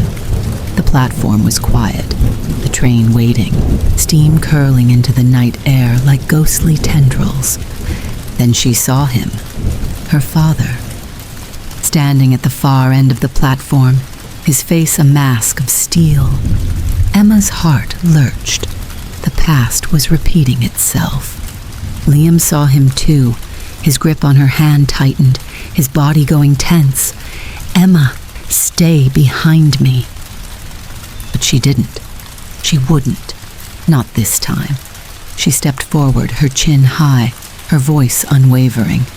"Father, please, let me go." Her father's eyes darkened, just as they had that night long ago. "You know I can't do that." Liam's arm went protectively around Emma's waist. "She's not your prisoner." A muscle twitched in her father's jaw. "You don't understand, Eleanor." "I'm not Eleanor," Emma interrupted, her voice fierce. "Not anymore. But I remember everything, and I know what you did." Her father's gaze flickered, but he didn't deny it. "You ruined my life," Emma whispered. "You stole my future. You took away the man I loved because you were too proud to see that my happiness mattered more than your reputation." A painful silence fell between them.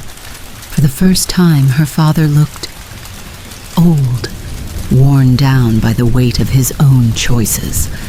Emma saw it in his eyes, the guilt, the regret, the knowledge that he had destroyed something beautiful and irreplaceable. He sighed heavily. "If you leave with him, I can't protect you." Emma swallowed hard. "I don't need protecting." Liam stepped forward, his voice steady. "I will protect her." Her father studied Liam, searching for weakness, but there was none. Liam had waited lifetimes for this moment. He would not fail. The train whistle blew. This was it. Emma turned to Liam, her chest tight with emotion. "Are you ready?" Liam's fingers brushed her cheek, his eyes filled with all the love he had carried through time. "I've been ready for 70 years. She smiled through her tears. "Then let's go." Hand in hand, they ran toward the train, but just as they stepped onto the platform, a gunshot rang out. Emma gasped. The world seemed to freeze around her. She turned. Her father was holding a pistol, and Liam. Liam staggered backward, his dark coat blooming red. Emma screamed. "No!"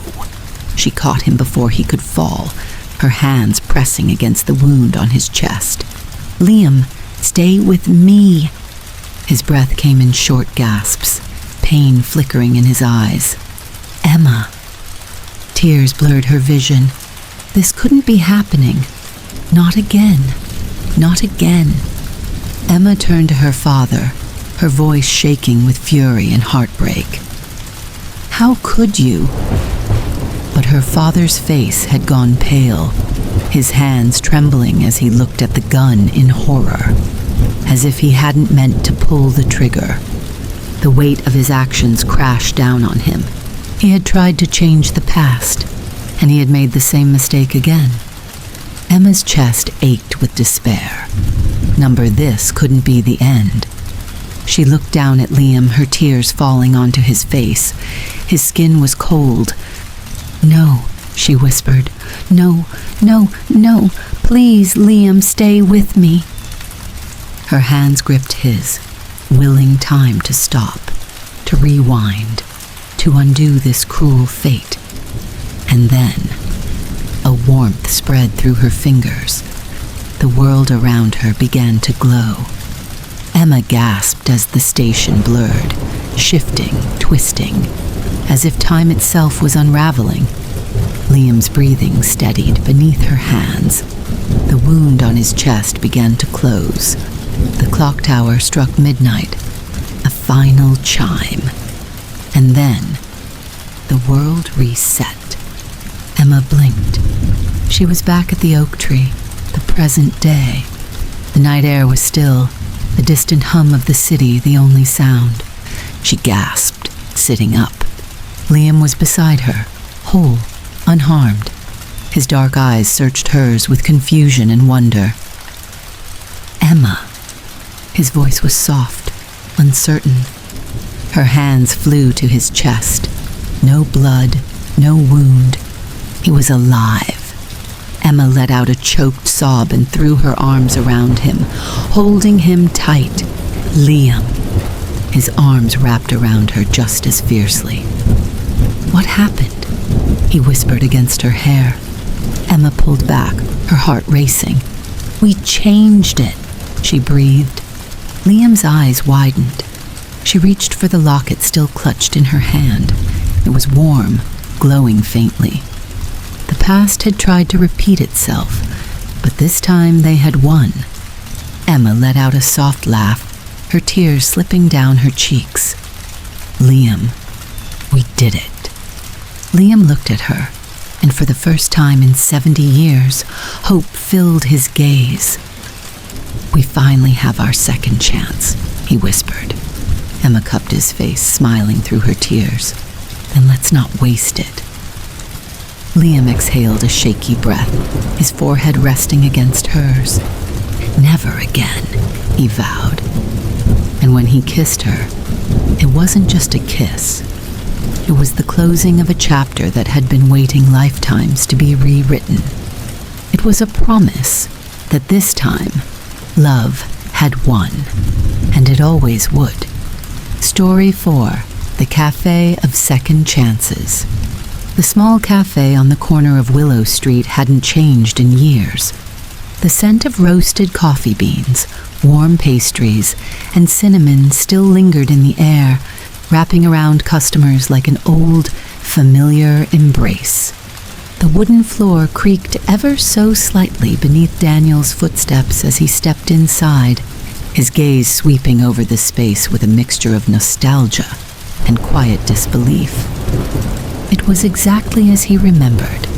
The handwritten chalkboard menu still hung behind the counter, its white chalk letters slightly smudged. The same soft jazz music played through the speakers, blending effortlessly with the quiet murmur of morning conversations. Even the barista behind the counter, Helena, he realized with a start, was still there, her silver-streaked hair tied in a loose ponytail, moving with the same effortless grace as she prepared coffee. Daniel hadn't planned on stopping here. In fact, he hadn't even thought about this cafe in years. But something about the crisp autumn air, the golden leaves scattered along the sidewalk, had pulled him in. Maybe it was muscle memory, a subconscious pull toward a place that had once meant everything. He cleared his throat, stepping toward the counter. "One black coffee, please." Elena looked up, her brow furrowing slightly. Then recognition flickered in her eyes, followed by a slow, knowing smile. "Well, well," she mused. "Didn't think I'd see you here again, Daniel." He blinked. "You remember me?" Elena chuckled as she grabbed a ceramic mug. "Of course I do. You and Mia used to come in here every weekend." She poured the steaming liquid into the cup and slid it toward him. "Been a while, though. What brings you back?" Daniel hesitated. How could he explain it? That he had been walking down the street, minding his own business, when a ghost of a memory pulled him inside. That despite all the time and distance, he still thought about Mia more often than he cared to admit. "Just passing by," he said instead, forcing a small smile. Elena didn't look convinced, but she let it go. "Well," she said, "it's good to see you again." Daniel nodded, taking his coffee and turning toward the seating area. He made his way to the small table by the window, the same one he and Mia used to claim every time they came here. He sat down, wrapping his hands around the warm mug, staring out at the bustling street. People hurried past, their scarves fluttering in the autumn breeze, their hands stuffed deep into their coat pockets. Life had moved on, and so had he, or at least, that's what he told himself. Then the bell above the door chimed, and his world tilted on its axis. Daniel felt it before he saw her. A shift in the air, an undeniable pull, something deep in his chest tightening like a fist around his heart. Slowly, carefully, he turned, and there she was, Mia. She was standing near the entrance, shaking off the chill from outside, rubbing her gloved hands together for warmth. Daniel's breath caught. It had been years, but she still looked the same. Her dark curls tumbled over her shoulders in soft waves, her hazel eyes scanning the cafe with quiet familiarity. She wore an oversized cream-colored sweater, the sleeves pulled halfway over her hands, the way she always had when the weather turned cold. For a moment, Daniel wondered if this was some kind of dream. But then she stepped forward, moving toward the counter, her lips curving into a polite smile as she ordered her drink. It was real. She was real. Daniel's fingers tightened around his coffee cup, his pulse hammering in his ears. Mia. The woman he had once loved with everything he had. The woman who had slipped through his fingers like sand. What were the chances? What were the odds that he would walk into this cafe, their cafe, on this particular morning, at this exact moment, only to find her here? Fate? Coincidence? Daniel didn't know. But what he did know was that he had two choices. He could stand up, walk over to her, say her name, watch her reaction, hope that she smiled, pray that she wouldn't look at him like he was just another stranger. Or dash. He could do nothing. Let the moment pass.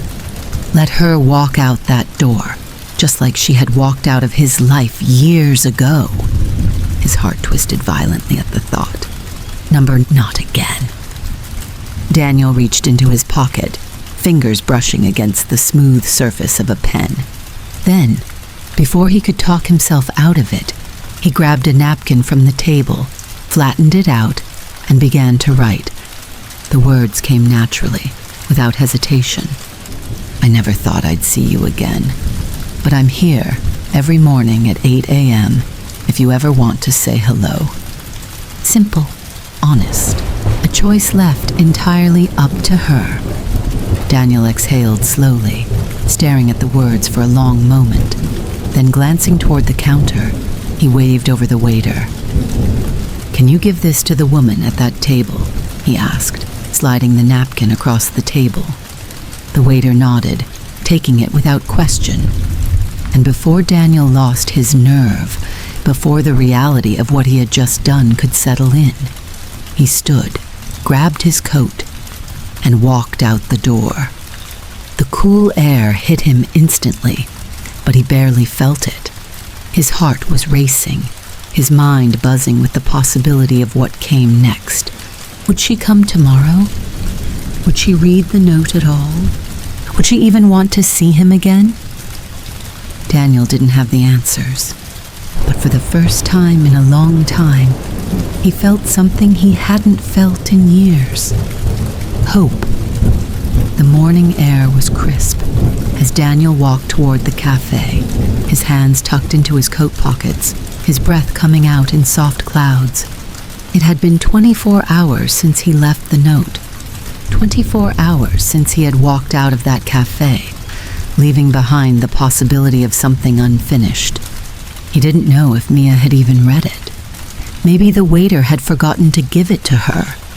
Maybe she had taken one look at it, crumpled it up, and tossed it in the trash.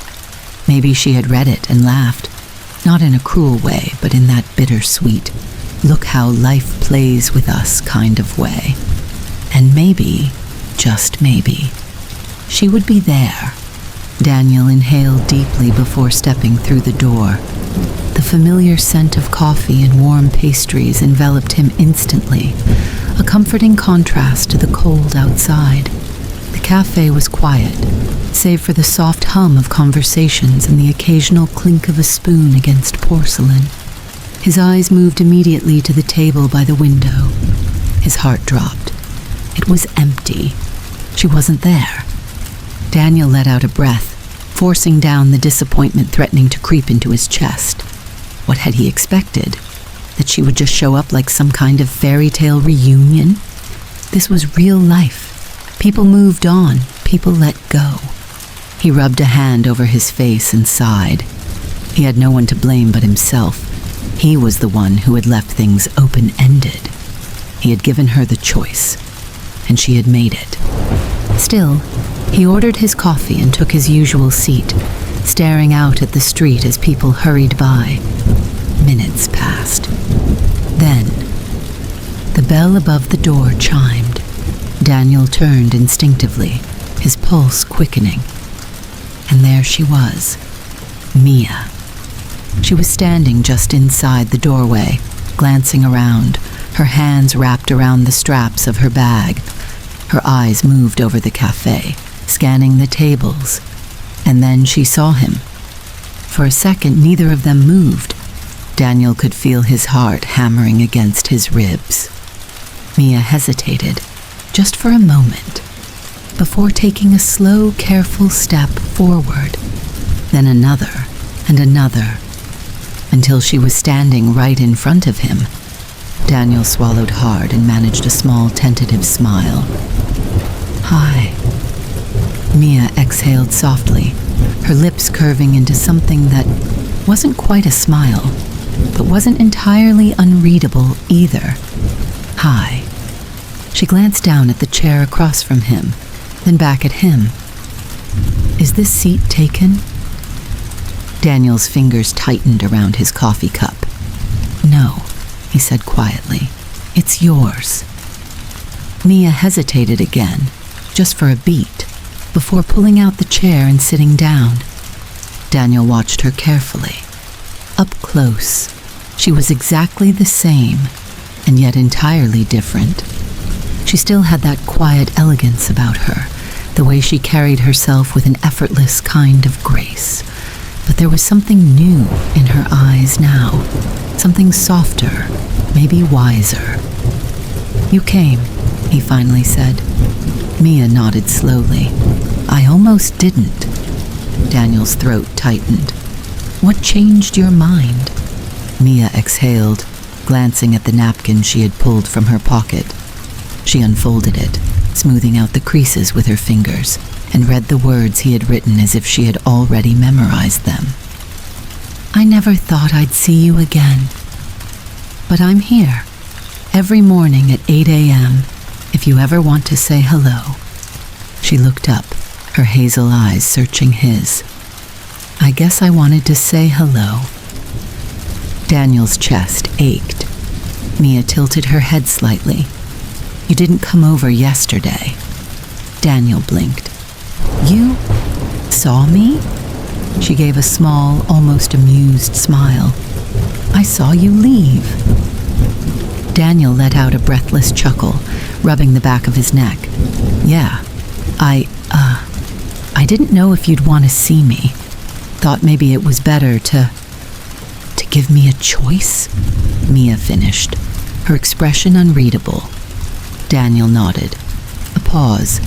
Then Mia leaned forward slightly, resting her elbows on the table. "So," she said softly, "here we are." Daniel nodded again, swallowing.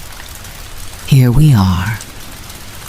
Silence stretched between them, not awkward but not entirely comfortable either. It was thick with everything unspoken, with memories that had been buried for years, but were suddenly alive again. Daniel cleared his throat. "So, how have you been?" Mia chuckled, shaking her head. "That's what you want to ask me after all these years?" He shrugged, smiling. "I figured I'd start with something safe." Mia considered that, tapping a finger against the rim of her coffee cup. "I've been good," she finally said. "Busy. Work keeps me traveling a lot. I just got back in town a few weeks ago." Daniel raised an eyebrow. "You live here now?" Mia nodded. "For now." He exhaled softly. "I didn't think I'd ever see you again." Mia studied him for a long moment before answering. "I didn't think you'd still be here." Daniel chuckled. "Guilty. I stayed." "I noticed," Mia murmured, taking a small sip of her coffee. Daniel hesitated before asking, "Would it be weird if I said I missed you?" Mia's fingers stilled around her cup. A long pause. Then, "No," she whispered. "It wouldn't be weird at all." Something shifted between them. Daniel felt it in his chest, the air suddenly thicker, heavier, filled with things left unsaid for too long. Mia set her coffee down. "Why did you leave that note, Daniel?" He exhaled slowly. "Because when I saw you sitting there, I knew I couldn't just walk away." Mia's lips parted slightly. Daniel leaned forward, his voice quieter now. "And because I think maybe we left something unfinished." Mia let out a slow breath. "Maybe we did," she admitted. Daniel's heart pounded. "Then let's find out," he said softly. "Let's see if this cafe has another story for us." Mia's lips curved into a small, knowing smile. "Okay," she whispered. And just like that, something old became something new. Mia stirred her coffee absently, her gaze drifting toward the window as the city outside moved in its usual morning rhythm. The streets were filled with early commuters, the scent of fresh pastries wafting through the open door as customers came and went. But inside the cafe, time felt different, slower, more delicate, like one wrong word could shatter the fragile moment between them. Daniel watched her carefully, memorizing the way her fingers lightly tapped against the porcelain cup, the way her lips pressed together, as if holding back 1,000 words. She was thinking. He could always tell. "Say it," he finally said, leaning back in his chair. Mia blinked, turning to him. "Say what?" "Whatever's on your mind." She let out a breathy chuckle, shaking her head. "You always did know when I was overthinking something." Daniel smirked. "Some things don't change." Mia hesitated, then set her cup down, lacing her fingers together. "Okay," she said. "Here's what I'm thinking. Daniel leaned in slightly, bracing himself. I'm thinking that this, you, me, sitting here together, it feels like something out of a movie. Daniel arched an eyebrow. A good one? Mia's lips curved into a soft smile. I haven't decided yet. Daniel chuckled, though the weight of her words lingered between them. She wasn't wrong. What were the chances that life would bring them back here? That of all the places, of all the moments, they'd find each other again in the cafe where it all began? Fate? Coincidence? Or something else? So, tell me, Mia continued, studying him. Are you still the same Daniel I knew? Daniel considered that. That depends. Who was I back then? Mia tilted her head. You were stubborn, impossible at times. But also, she hesitated. The most thoughtful person I'd ever met. Something in Daniel's chest tightened. That's a pretty good description, he admitted. I'd say I'm still mostly the same. Maybe a little wiser, a little older. Mia smirked. A little? Hey, Daniel said, feigning offense. You're the same age as me, you know. She laughed, and for a moment it felt like no time had passed at all. Like they were just Daniel and Mia the way they used to be. But reality was never that simple. So what about you, he asked. Are you still the same Mia I knew? Mia exhaled softly, tucking a strand of hair behind her ear. No, she admitted. I don't think I am. Daniel frowned. Why not? She hesitated. Then, after a long pause, she said, because the old Mia wouldn't be sitting here right now. Daniel's brows furrowed. What do you mean? Mia's fingers traced the rim of her coffee cup. The old me. The one from college. From years ago? She was sure of things, certain about life. But somewhere along the way, I learned that life doesn't always go the way you plan. Daniel studied her, sensing the weight behind her words. She had changed, not in a bad way, but in a way that made him wonder what she had been through, what life had given and taken from her in the years they'd been apart. He wanted to ask. He wanted to know everything, but instead he said, well, for what it's worth, I think I'd like the new you just as much as the old one. Mia looked up, her gaze locking with his. Something shifted between them, a silent acknowledgement, a quiet understanding. Maybe they weren't the same people they had been back then, but maybe that wasn't a bad thing. They ended up staying in the cafe longer than either of them had planned. Minutes turned into an hour. Coffee cups were refilled, conversation drifting between light-hearted nostalgia and deeper reflections. So what do you do now? Daniel asked, stirring a bit of sugar into his coffee. Mia smiled. I work in marketing, mostly branding and campaign design. It's busy, but I love it. Daniel nodded. That makes sense. You were always the creative one. Mia chuckled. And you? Still working in architecture. Daniel shrugged. Yep. Still designing buildings, still obsessing over details most people don't even notice. Mia smirked. That sounds about right. Daniel tilted his head. So, tell me, any great love stories in your life? Mia paused for a fraction of a second. It was subtle, but Daniel noticed. Then she smiled, but it didn't quite reach her eyes. A few, none that stuck. Daniel felt something unspoken settle between them. Mia shifted in her seat. What about you? Daniel exhaled, shaking his head. A couple of serious relationships, but nothing that lasted. Mia nodded. Why not? Daniel hesitated. Then with a quiet smile, he said, because no one ever felt quite right. Mia's fingers stilled against her coffee cup. She looked at him then, really looked at him. And for the first time in years, Daniel let himself hope. The cafe had started filling up, the morning rush slowly taking over the quiet atmosphere. Mia glanced at her watch and sighed. I should probably get going. Daniel nodded, even though he didn't want the morning to end. Mia hesitated, then reached for a napkin. Here, she said, pulling a pen from her bag and writing something down. She slid the napkin toward him. Daniel glanced at it. It was her number.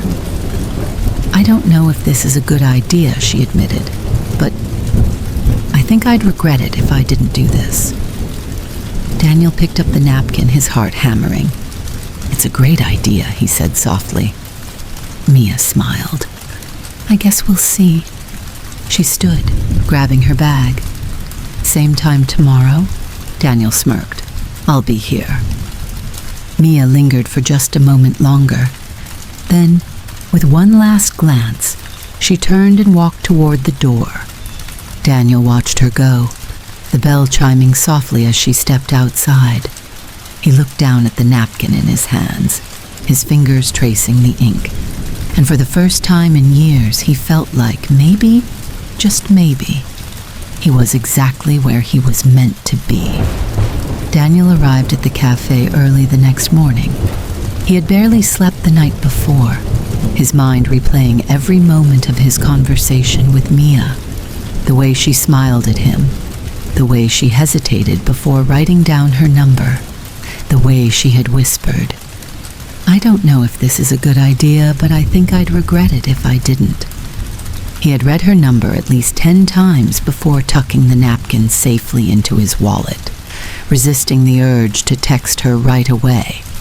Don't rush this, he told himself. Take it slow.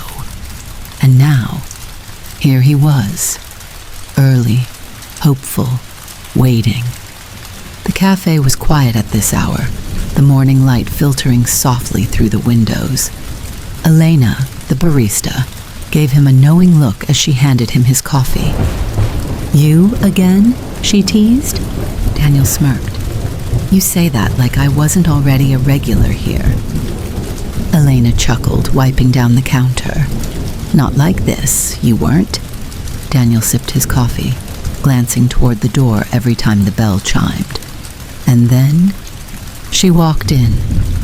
Mia, wearing a deep green sweater and dark jeans, her hair pulled back in a loose ponytail. She looked effortlessly beautiful. She spotted him immediately, her lips curving into a small, hesitant smile. Morning, she said, sliding into the seat across from him. Daniel grinned. You came back. Mia shrugged, taking off her gloves. I said I would, didn't I? Yeah, Daniel murmured, but I wasn't sure if you actually would. Mia tilted her head. Why? Daniel exhaled. Because this is new territory, isn't it? She studied him for a moment, then nodded. It is. Silence settled between them, not awkward, but charged with something unspoken. So, Daniel said, leaning back, now that we've gotten past the awkward hello again stage, what comes next? Mia chuckled, shaking her head. Are you always this impatient? Daniel smirked. I prefer efficient. Mia sighed, stirring her coffee. I guess that depends. On what? She met his gaze. On why you wanted to see me again. Daniel didn't hesitate. Because I never stopped wondering about you. Mia's fingers stilled against her coffee cup. Daniel leaned in slightly. Because when I saw you sitting here yesterday, I realized that I didn't want to just walk away again. Not without knowing if this, he gestured between them, still meant something. Mia exhaled slowly. That's a big question, Daniel. He nodded. I know. Mia's gaze dropped to her coffee. A part of me wanted to pretend I didn't see you yesterday. Daniel's heart tightened. Why? She let out a soft chuckle. Because you were my almost... Daniel frowned. What do you mean? Mia swirled her spoon in her coffee, as if gathering her thoughts. You know how some people have their great loves, she said. The person they were meant to be with, the one they never got over. Daniel swallowed. Yeah. Mia looked up, her hazel eyes meeting his. You weren't that for me. His chest ached, but before he could speak, she continued. You were my almost, she said softly. The person who could have been something great, but wasn't. The one who almost fit, almost stayed, almost became my future. But life had other plans. Daniel's throat felt tight. Mia sighed, looking down at her cup. And almost. They hurt the most, don't they? Daniel exhaled slowly. Yeah, he admitted. They do. Mia bit her lip, hesitating. So you tell me, Daniel, what happens when two almost meet again? Daniel sat back, staring at her. She was right. They had been each other's almost. Back then, they had been so close to forever, so close to being the love story people wrote about. But life had pulled them apart. And now? Were they just reliving an old dream? Or were they standing at the edge of something real? Daniel let out a breath. Maybe almost deserve a second chance. Mia's lips parted slightly. Daniel leaned forward, his voice quieter now. Or maybe we figure out if we were never meant to be, and we walk away with no regrets this time. Mia studied him for a long moment. Then finally she whispered, Okay.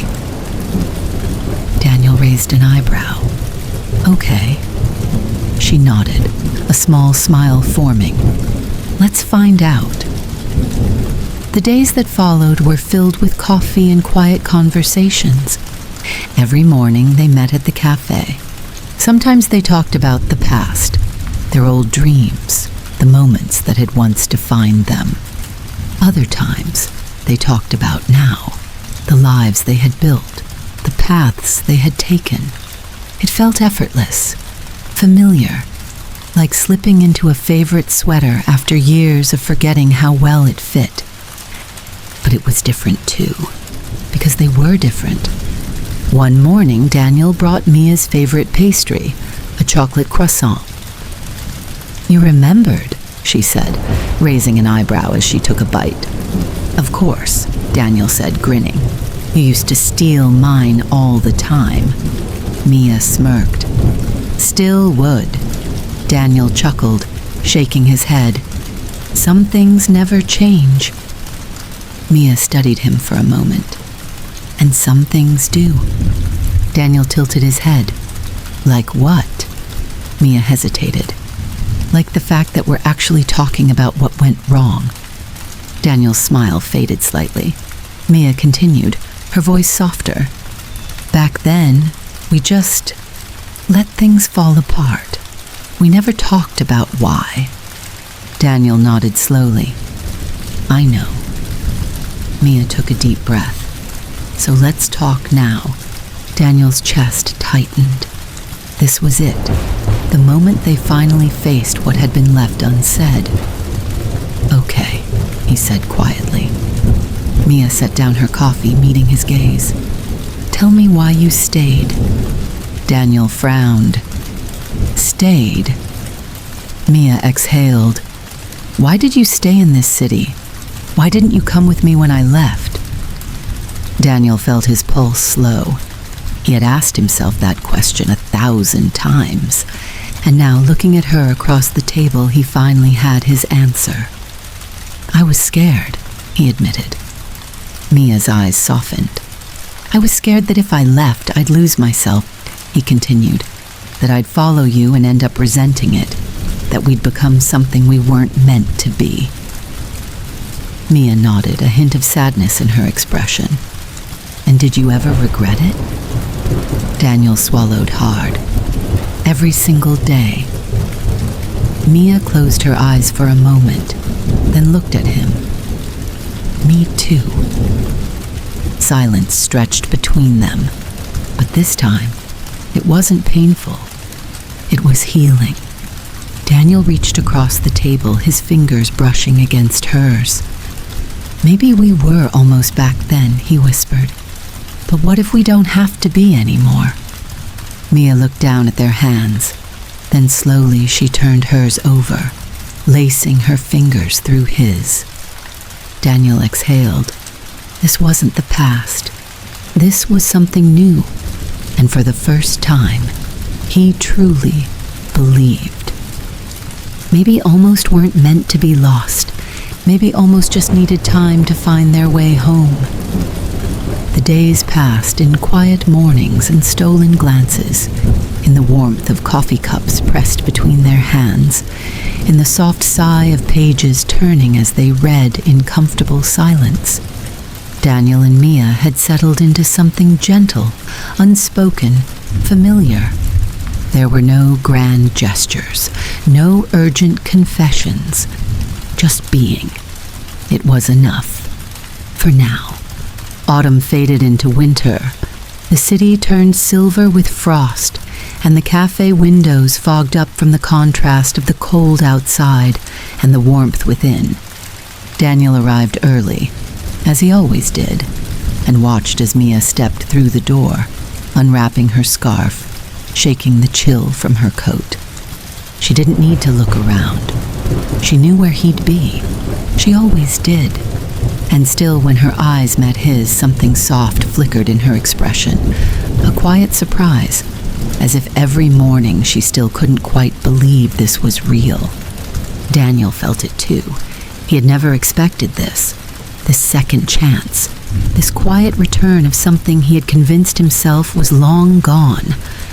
But here she was, every morning, and somehow, every morning, she still chose to sit across from him. The days blurred into one another, but neither of them seemed to mind. There was a comfort in the simplicity of their routine.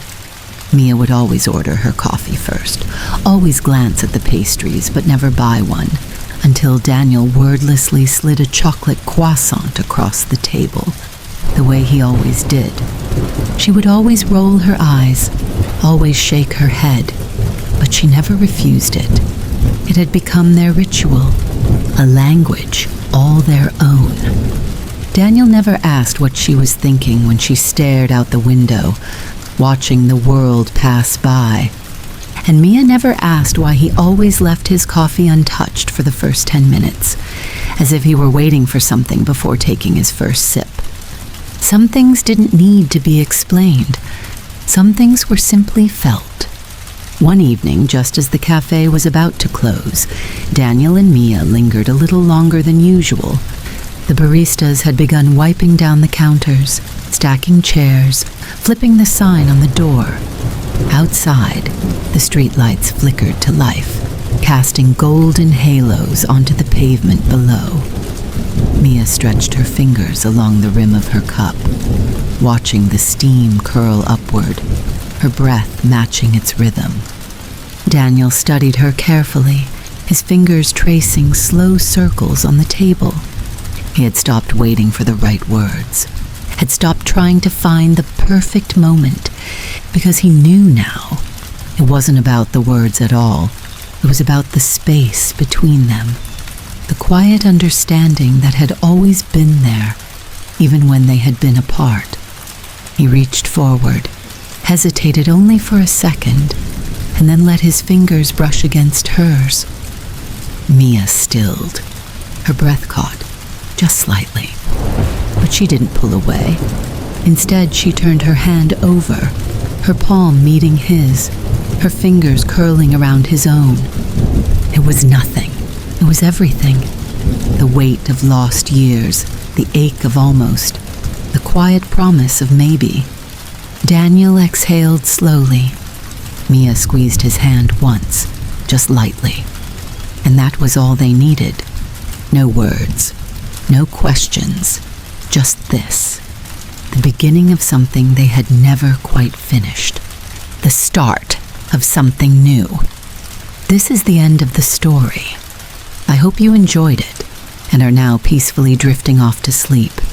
See you soon, and have the sweetest dreams.